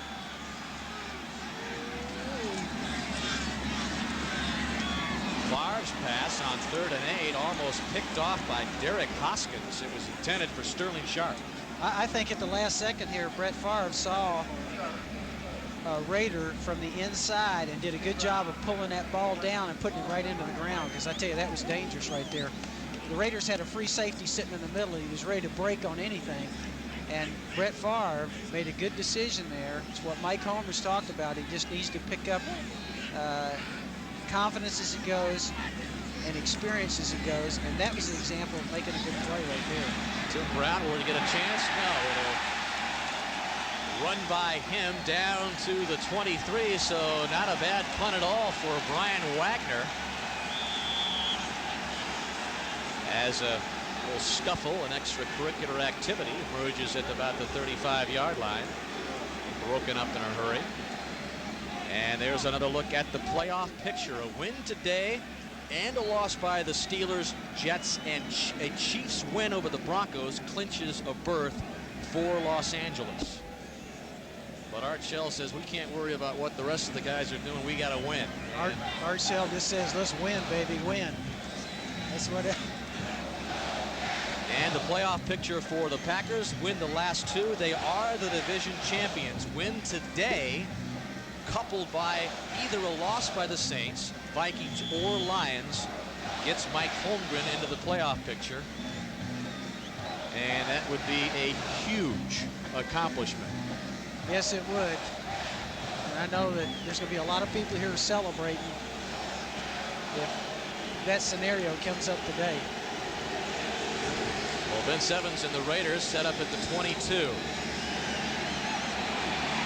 Evans with time, and he's got the rocket, Raghib Ismail, and he's to the 27 for a gain of 5. That'll bring up about 2nd down and 5 as the scores continue to roll on the 2nd to last weekend in the NFL. The Jets 14-13 leaders over Buffalo. Chicago continues with the 1-point advantage over the Lions. Eagles up by 5 over New Orleans.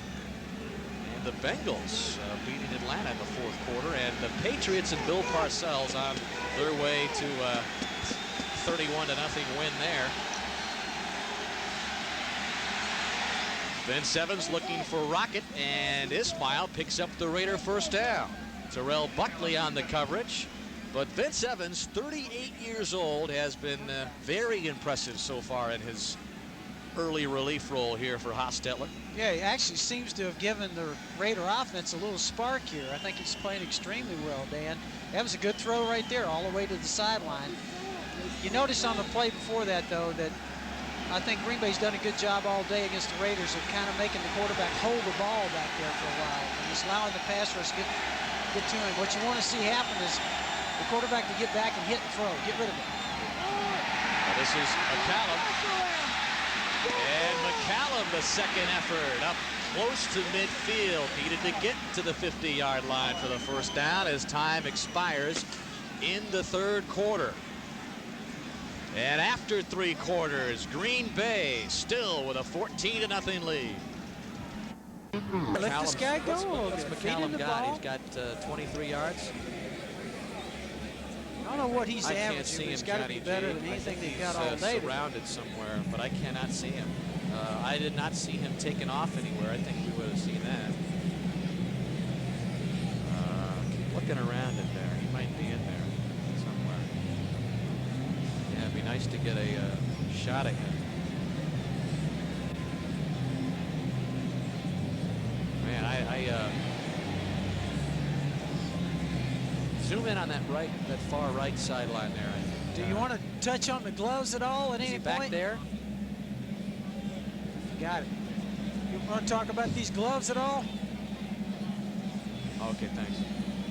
Reinitschke. You want to come back to the... Oh, hey, we got that guy's made a few stops. The coffee's frozen here. Hey, that's great. You ought to show this, the Terry. coffee frozen here, Terry. Terry, you ought to see the frozen coffee up here. And the gloves. Yeah, we can do it on camera if you want. Funny on camera frozen coffee. I just set my coffee up there. Terry Ewert. Terry Ewert.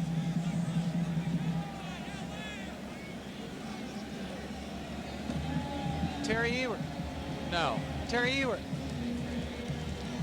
We got a frozen coffee up here if you want to show that in these gloves.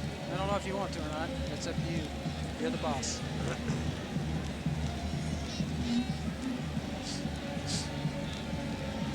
I got a great story on Reggie White.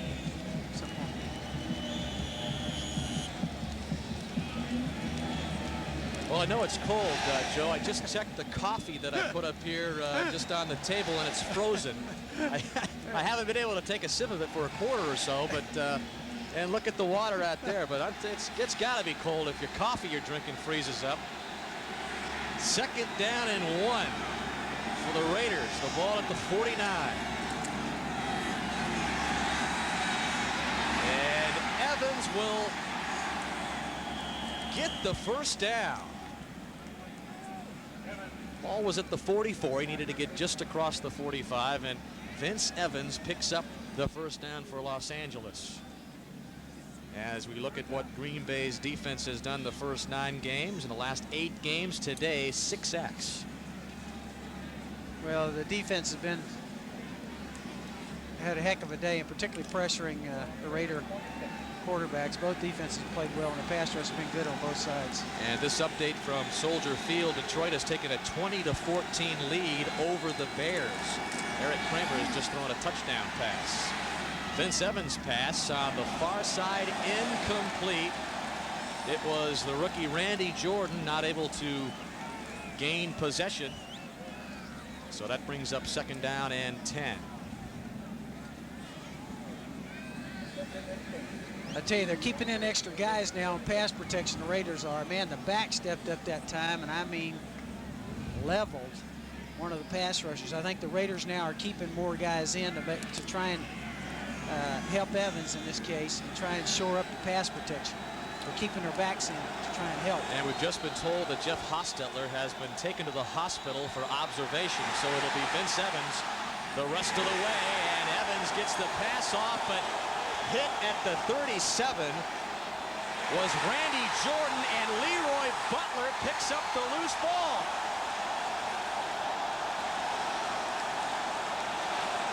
There's been no indication of a touchdown. The Raiders are saying the ball was down back at the 28. Butler gets the touchdown.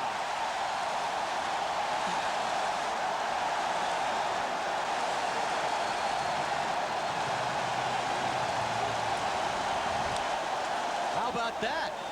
I don't think Art Shell believes it. I think the ball was taken away from the back right at the line of scrimmage. It's hard to understand exactly what did happen here. Well, here it is again. Screen. Let's take a look. Leroy Butler made the hit on Jordan. Gosh, it looked to me like he was down. And then the lateral from Reggie White back to Leroy Butler. It sure looked like that ball should have been ruled down. I mean, when that ball came loose, they were laying flat on his back on the ground. What a play by Reggie White. The presence of mind to lateral it back to Butler. The Packers, with a touchdown by Butler, are up 20-0, now 21-0.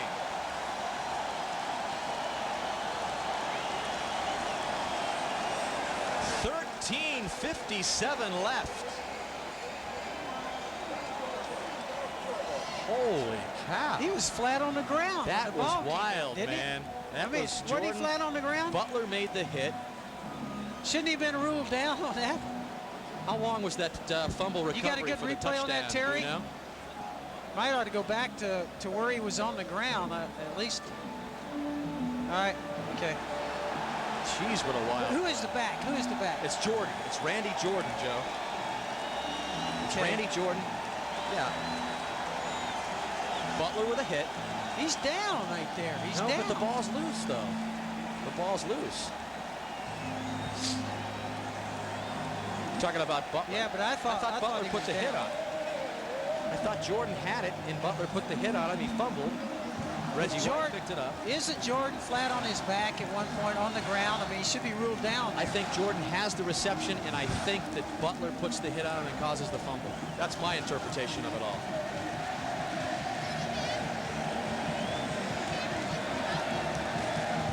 All right. Okay. Is that first career touchdown for Butler, and how long was that recovery? How long was the return? You don't know how long the return was? It's Jordan. Jordan gets it, yeah. Jordan is the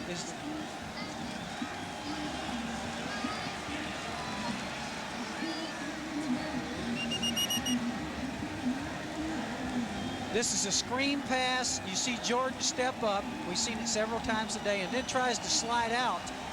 He gets the ball, and is hit almost as he gets it. He's on his back, and the ball kicks up in the air, and nobody can find it. Reggie White winds up with it, pitches it back, a touchdown. Unbelievable. How many times have you seen Reggie White in some kind of a wild play like that? He's a defensive lineman. I tell you, Reggie White. How does he get that many balls? Reggie White has been everywhere today. And now, Dan Turk recovers it from the Raiders at the 27. So Reggie White with a lateral to Leroy Butler, and Butler with the 25-yard return for the touchdown. It has been long overdue since 1973. Every NFL team has reached the playoffs except the Packers. This excludes the strike season. If Green Bay is able to hang on and get some help today, they will be in the playoffs. Reggie White, we're playing in Philadelphia when he was with Philadelphia. He knocked Jay Schrader all the way underneath our bench. Joe Bugle was our line coach, went over and called him all kinds of names. We go out and we're coaching in the Pro Bowl the same year. Reggie White gets there late because of bad weather in Philadelphia, climbs on the bus as we go to practice, walked all the way back, found Joe Bugle, and he says to him, "I remember all those names you called me that day on that sideline." We called Reggie White a lot of names when we were in Washington, all those plays he made against us. Well, maybe Reggie White was due as we look at Todd Pete walking off the field, shaken up. The backup left guard for Los Angeles, also a special teams player for the Raiders. But Reggie White was sackless in his last 4 games for the Packers, and for the first time in his career was in danger of maybe playing more games than a season than garnering sacks. Well, now he's up to 12.5 sacks on the season with his 2 today, so he may have a chance of rectifying that number. Look at the line Here, he's going for it. Hostetler in the hospital, or at the hospital. Vince Evans from the 27, passing on first downs, got Tim Brown, and he's into Packer territory to the 48. George Teague, the free safety, put the wraps on Tim Brown, who is having his finest season ever. Another look at the former Heisman Trophy winner. This is catching the ball deep inside, just an in route, versus the zone coverage by the Packers. Now, the Packers are laying back a little bit right here. They're playing more cautious. That's the kind of route, though, that hurts a cautious zone coverage like that, is those deep in routes, because they wind up being 20 or 30 yards, Dan, after you catch them deep and then run with them. Gain of 12 for Tim Brown. Evans' pass is picked off Wayne Simmons.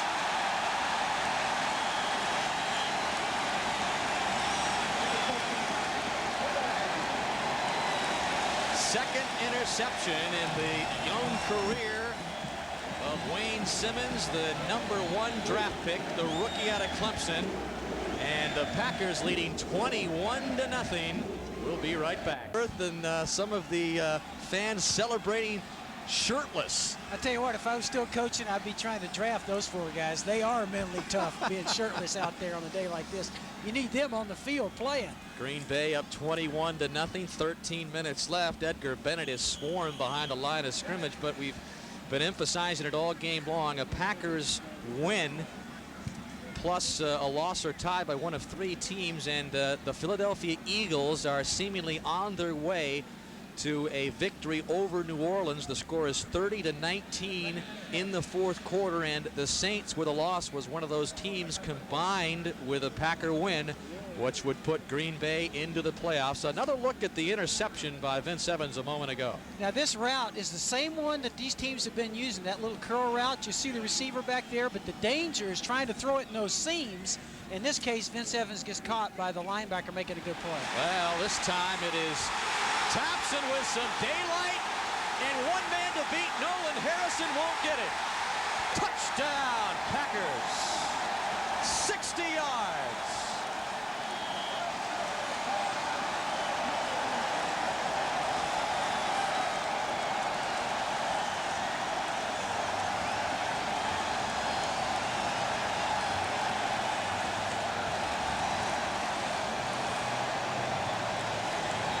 The 3rd touchdown of the season for Darrell Thompson. Goes 60 yards, and Green Bay has turned it into a blowout with 12:07 left.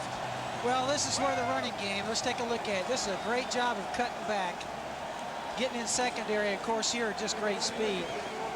But Green Bay's put it all together today. They've thrown the ball, Favre's made some good plays, and now they're getting some added running, which is something they have really missed. Some movement on the Packer offensive line as Jackie tried to tack on the extra point. We mentioned earlier in the game that Darrell Thompson had the team's longest run from scrimmage, which was 28 yards. That was a 60-yard jaunt, the longest of his career, and of course the longest run on the season for the Packers, and it has put them up 27-0 as Jackie will have to attempt the point after, 5 yards back. What do you think? Do you think Mike Holm's excited? All right, man. He's excited. Packers just missed the playoffs last year as Jackie puts on the extra point, and it's point number 28. The Raiders have nothing. Detroit beats the Bears 20-14, so the NFC Central Division title will come down to next week as the Raider return man, Willie Galt. Returns it into Packer territory, but the NFC Central title coming down to the Silver Dome in Pontiac next weekend in Detroit. We're playing against Willie Galt. Our special teams coach made the statement, Wayne Zaviri said, look, we're going to show them how tough we are. We're going to kick to their best guy and tackle him and get this game started right. We kicked off to Willie Galt. He ran it back 102 yards against us. I said, well, so much proving how tough we are. I tell you, this guy has tremendous speed. The Raiders are loaded with speed. Of course, all those receivers can run. We talked about that during the day. Yes, the Ice Bowl, the coldest game.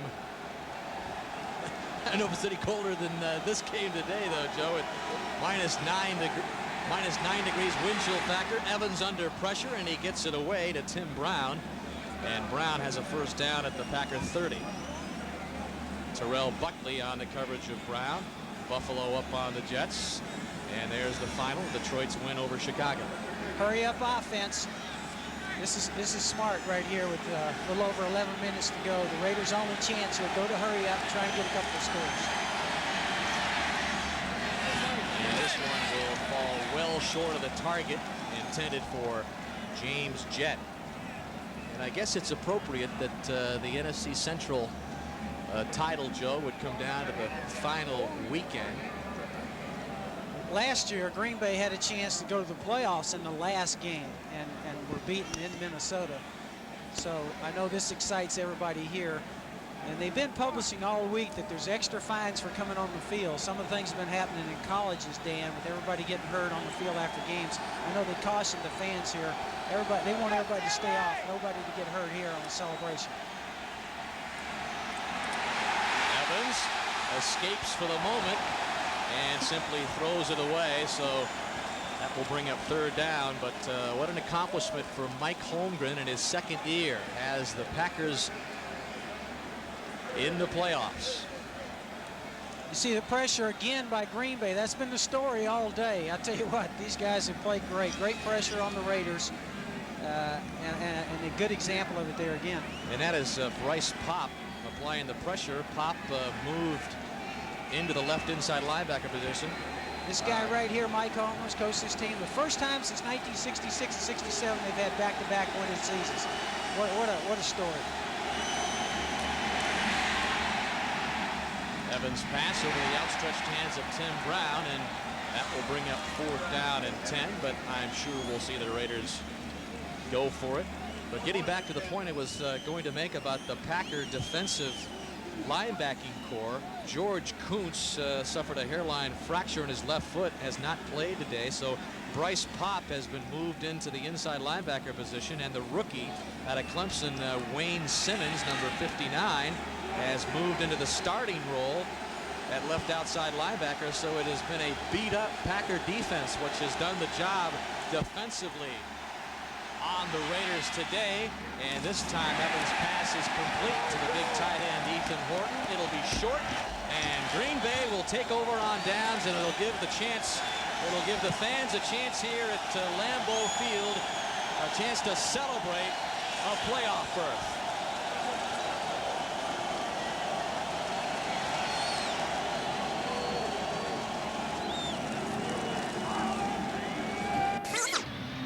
Packers are in, but not officially yet. Has Philadelphia beaten New Orleans yet? Yeah, good. Yes, see the glove deal. Okay. Yeah, I'll do it quick.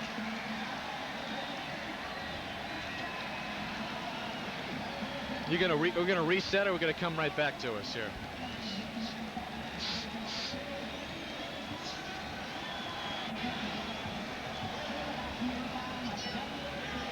Yeah.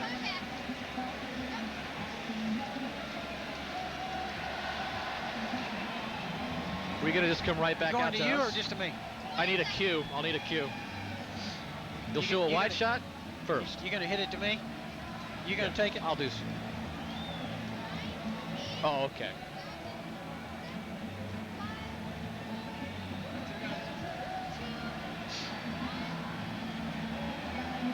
Well, 9 degrees below, the wind chill factor, all sorts of ways of trying to keep those hands warm, Joe Gibbs, and you had a chance to visit the Packer locker room and pick up some of those gloves that the Packers and Raiders have been wearing. We've talked about equipment. This glove is normally warm and is good in warm weather. It's tacky, but on a day like today, this will freeze. Most of these good receivers are using the aqua glove. This glove right here, this doesn't freeze, and it keeps a pretty good rubber surface here to catch the ball with, and just to protect your hands from a hard ball coming after. Well, I saw you with the aqua glove on earlier. You've taken it off and have gone to your mittens. This is Green Bay just trying to grind out the clock. Edgar Bennett with the carry.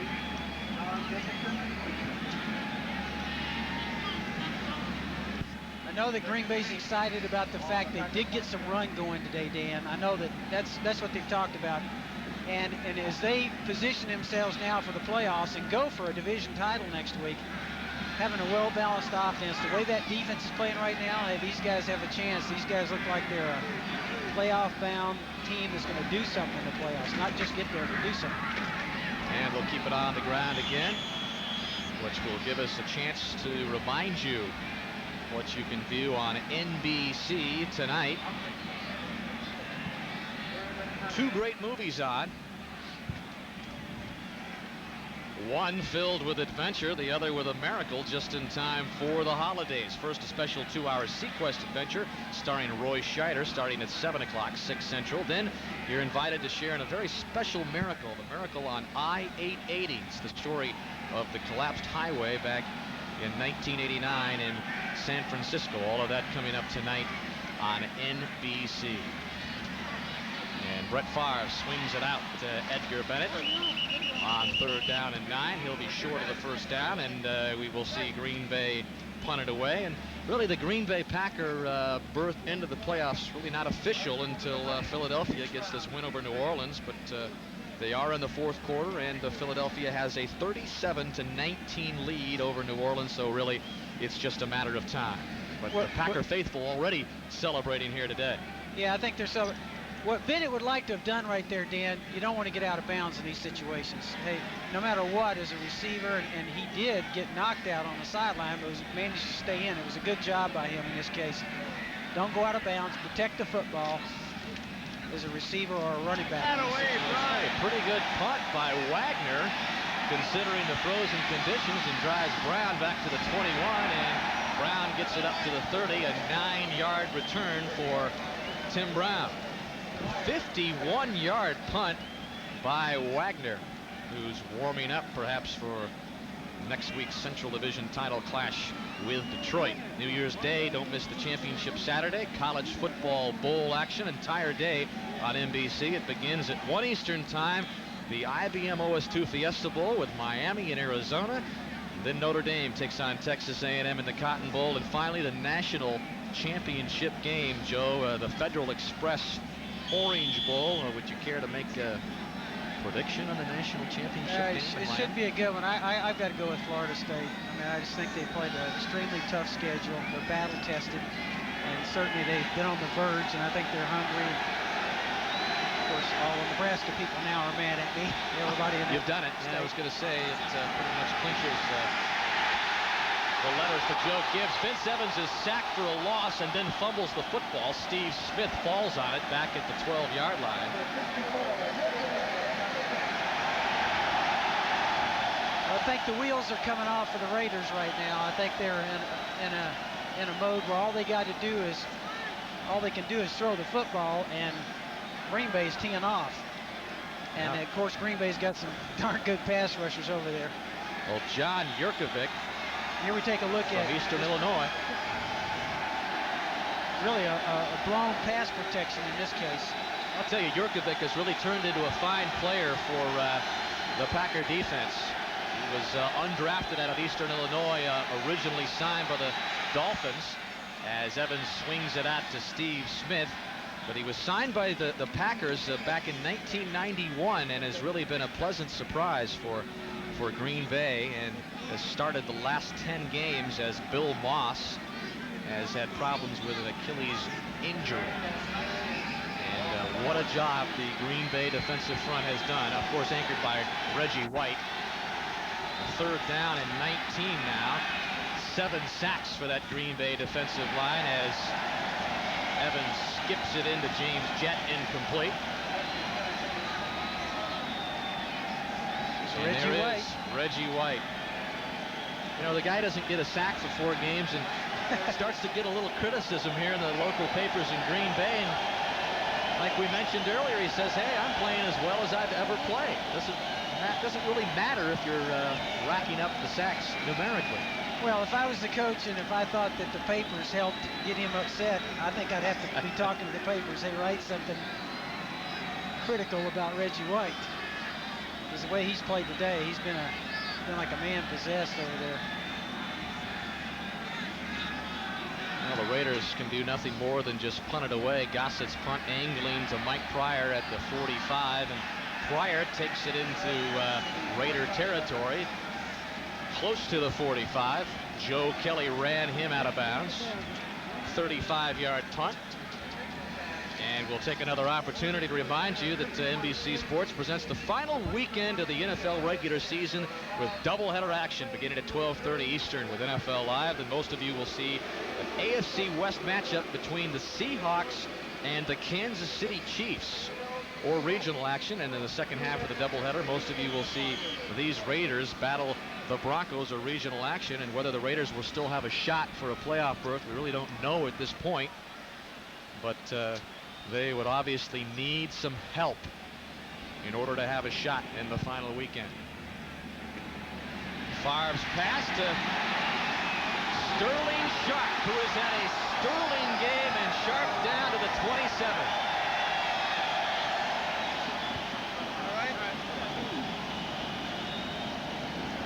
That is the 7th reception for Sterling Sharpe, already over the 100-yard mark again.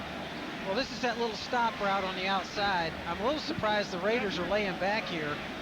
You got to figure, I would, that Green Bay is going to be looking to kind of conservatively run the ball, and I'd be thinking putting everybody to the line of scrimmage and press on the outside. But if they stay back like that, that little stop route is very effective. It's better than any run you can do. I'll tell you, with one game remaining, he may even get it in this game if he gets a couple more receptions.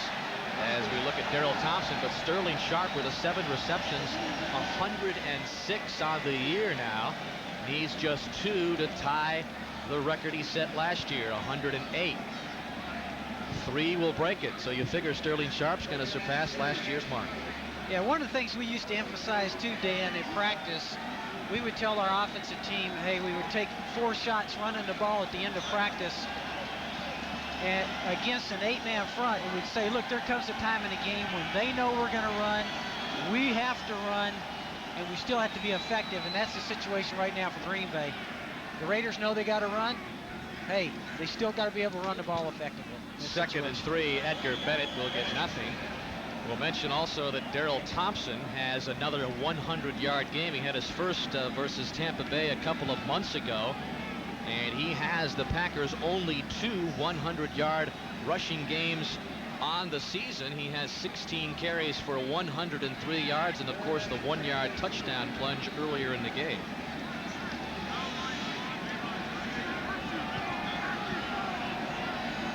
There's Darrell Thompson, the former #1 pick out of Minnesota. He had 40 touchdowns as a Golden Gopher.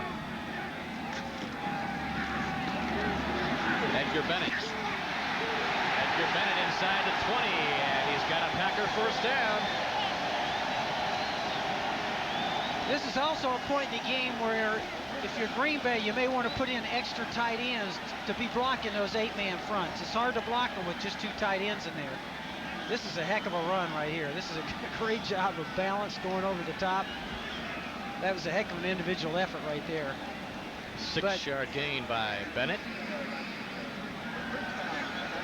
Green Bay just wanting to keep that thing on the ground. They're going with 2 tight ends right now, trying to balance up the set right here and run away from the safeties when the Raiders put them up there. 1st and 10. And this is Thompson. Bangs off one Raider and gains nothing down to the 15-yard line. An interesting note to make also, Joe, a 7-0 game at halftime. Really looked like it was going to be perhaps a 7-0 game, 10-0 game, something of that sort. But the Packers reeling off 21 second half points to all of a sudden make it a blowout. Yeah, really for Coach Shell and the Raiders there, they had a tough day on offense. Really couldn't get anything going. They've had a tough time running the ball here late in the year. And today, with Hostetler getting knocked out, Vince Evans comes in, gives them a little spark, but nothing really that they could sink their teeth into on offense. Good fake by Favre as Thompson gets it to about the 15.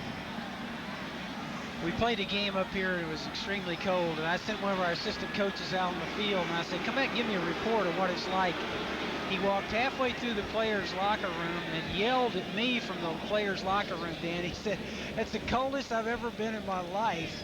And I looked around. I never used to like to say anything like that in front of the players. All of them turned around, dove into their lockers, and started pulling out all the underwear and heavy gear. I told our assistant coach, never do that again. You're supposed to always put on the good front in front of the players. Well, this is a time when the Los Angeles Raiders probably can't wait to get back on that plane and head back to the West Coast. A warm airplane. You know, before the game, we had a chance to shoot Al Davis in his, I guess that's as good a split of California garb and cold weather wardrobe that you could possibly have. But is that a classic shot of Al Davis? Or what? I like his style there with the pointed toboggan hat and yet the big chains hanging down from the glasses. And Al Davis very disappointed, I'm sure, as well as Art Shell and the rest of the Raiders. Their last regular season game against the Denver Broncos. They beat the Broncos 23-20 earlier in the season. And they'll have the Broncos at the Coliseum next week. But as we mentioned, the Raiders will need some help if they're to be in the playoffs. As we talked to some of the Raiders last night, they made the point that Art Shell's been there 4 years, had a chance, and still has a chance this year to get in the playoffs 3 of those 4 years. And certainly he's done a fine job for them, and I think they like the big guy. He's my Slim Fast partner when we were doing our Slim Fast commercials, and but is trimmed down and looks good and says he's feeling good right now. Had that spell of being sick earlier in the year. Well, way back in the first quarter, Chris Jackie missed a 37-yard field goal. All he's been doing since then is tacking on extra points. This will be a 30-yard field goal for Jackie. And this one will be no good. So Jackie 0 for 2 in the field goal department today. And Green Bay hasn't had much need for the three-pointer, as they have scored all their points on touchdowns and extra points. And this will come back, I'm sure, in the playoffs. And this is going to be something they're going to have to get done. Of course, if they get home field advantage, play on this field. But if anybody's got experience here, it's Jackie. Well, he ought to be able to kick on this kind of turf. We mentioned that Chris Jackie was having his best season. He was tied for second in NFL scoring with a career-high 116 points. He's missed the field goals today. First in the NFL in scoring at the outset of the game was Jeff Jager, the Raider kicker. But he has come up with nothing today, so Jackie is taking over that lead. And I think he's second in the all-time percentage on field goals, only to Lowry, I think. And they just signed a new long-term contract, too, here with the Green Bay Packers. Well, in the fourth quarter, Philadelphia leading the Saints, the key game that the Packers are watching. 3:30 left here, 2nd down and 7 for Vince Evans. And Vince Evans will go down again. And the Packer defensive front will get credit for another sack. Tony Bennett along with his buddy Reggie White. Yeah, it's not been a sharp passing game by the Raiders. Their quarterbacks, Hostetler and Evans both have been going back and taking the ball, and they don't throw the ball when he's set back here. You see him kind of wait, and it's coverage sacks because there's nobody to throw to, and then when they hold the ball, then they're in real trouble, because I think Reggie came out there with the ball again. How's that guy as a defense? I think we ought to put him as a fullback and let him carry it some. He has a knack for getting that thing even as a defensive lineman. 8th sack for Green Bay. Vince Evans this time dumps it over the line of scrimmage to Jordan. And Jordan gets up across the 25, brought down by Terrell Buckley as we move under the 3-minute mark. Well, the Packer defense has not allowed a rushing touchdown. They came into the game going 24 quarters without allowing a rushing touchdown, and looks like perhaps they'll go another 4 more. So now 28 quarters for the Green Bay defense without allowing a rushing touchdown. There's going to be a lot of celebrating going on in Green Bay. And the crowd is chanting Reggie, Reggie. Yep. Evans with some time intended for Alexander Wright, incomplete. Who would think that $16 million would be a bargain? I think in this case it was a bargain.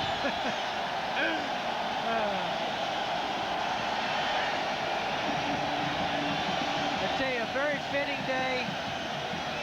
The fans here saluting the Green Bay defense. The last shutout more than 2 years ago versus Tampa Bay. Green Bay with a chance to make the playoffs in style with a shutout over the Los Angeles Raiders. Looking for their first division title in 21 years, the first non-strike playoff berth in 21 years. They went to the Super Bowl tournament, Joe, back in the strike season back in 1987. Yeah, they had mentioned that, but I don't know that they count that when they were saying that this is certainly Mike Holmgren, the job he's done here. I mean, these fans are excited, and to get home field is a big deal here too, because somebody else has got to come here, Dan, and play in this and play on this frozen field. Darrell Thompson. That's going to be a big advantage if they can get some home field. That's why that game next week will be so important to win the division. There's only been 2 teams that have ever won a Super Bowl and didn't win their division, so that'll be a big game next week. The 2-minute warning. Green Bay in command.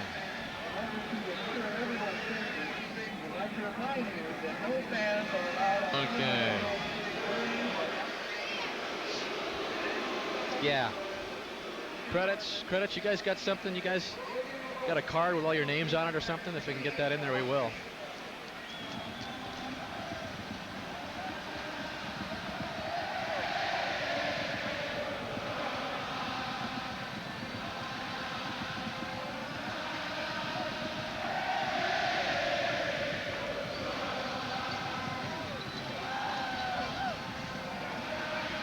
He's writing your name on that one. We got it over here. Thomas Muscala. Stat. Put his stat guy on there.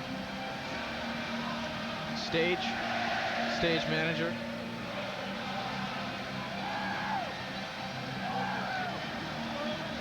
Look at this. Look at this guy. Let's get this guy.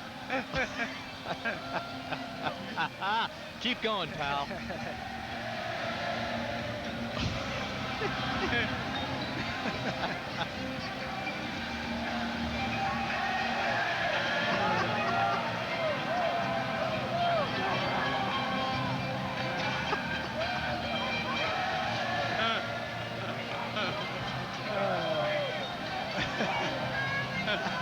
Yes, the first playoff berth in 21 years will bring out the craziness of all. You're going to see that guy at the emergency center in about an hour, probably. We talked about the field having some heating coils. I think that guy's got some heat from inside there, something to drink there. We'll take this time. The executive producer of NBC Sports is Tommy Roy. The coordinating producer of NBC's football coverage is John Faratzis. Today's game produced by Terry Ewert, directed by John Gilmartin. Associate Director Brian Orentrack, our production associate Billy Zager. The spotters today up here in the booth managed to brave the cold elements as well. Dave Stevepak and Tom Muscala, the spotters. Statistics. It's so cold, they're having a hard time even pronouncing. Say statistics. I can't in right 9 now. below wind chill factor. My mouth is not working. Stats men, Bob Catalano and Tom Rizzo. Stage manager Barbie Patterson. Our thanks to all of you. I think it's important too for Green Bay. These shots. I tell you, director John Gilmartin has had fun with the Lambeau Field crowd today. I think this game comes at a good time offensively, you know, for Green Bay. Dan, that they've run the football. Favre's made some plays. He's not made big mistakes today, not thrown interceptions, and I think this is a real confidence builder for him. Comes at a good time, right before the big game with Detroit next week. Under a minute. And then Mike Holmgren can really celebrate. 45-year-old Mike Holmgren stands 6 feet 5 inches tall. He's a huge man on the sidelines for Green Bay, an imposing figure, and has done a magnificent job.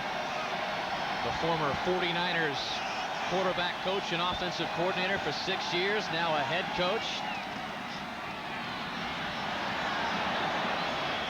We had a great talk last night, Mike and I did, Dan, and talking just about football and everything, and I was asking him about Saturday. He said, well, Saturday's the one afternoon where him and his wife and the kids get to do something. We were talking about that. Great job by that guy, and a tough day for Art Shell. And the clock stopped with 25 seconds left. We were told before the game that if the Packers did win and clinch a playoff berth, that the police here at Lambeau Field would take special precautions as to avoid a massive swarm of fans going after the goalpost. Yeah, we've had some problems with college games this year, as we mentioned, and they beefed up security here. And it's been a long time. These people are hungry. Yeah, I would say so. 1972. As that will be the final snap. And the Green Bay Packers, 21 years out of the playoffs, are finally back in postseason. Art Shell and the Raiders hope they get some help. The Raiders fall to 9-6, and the Packers improve to 9-6. So the final score, Los Angeles loses it 28-0 to Green Bay. And remember, New Year's Day, NBC's bowl lineup beginning with the IBM.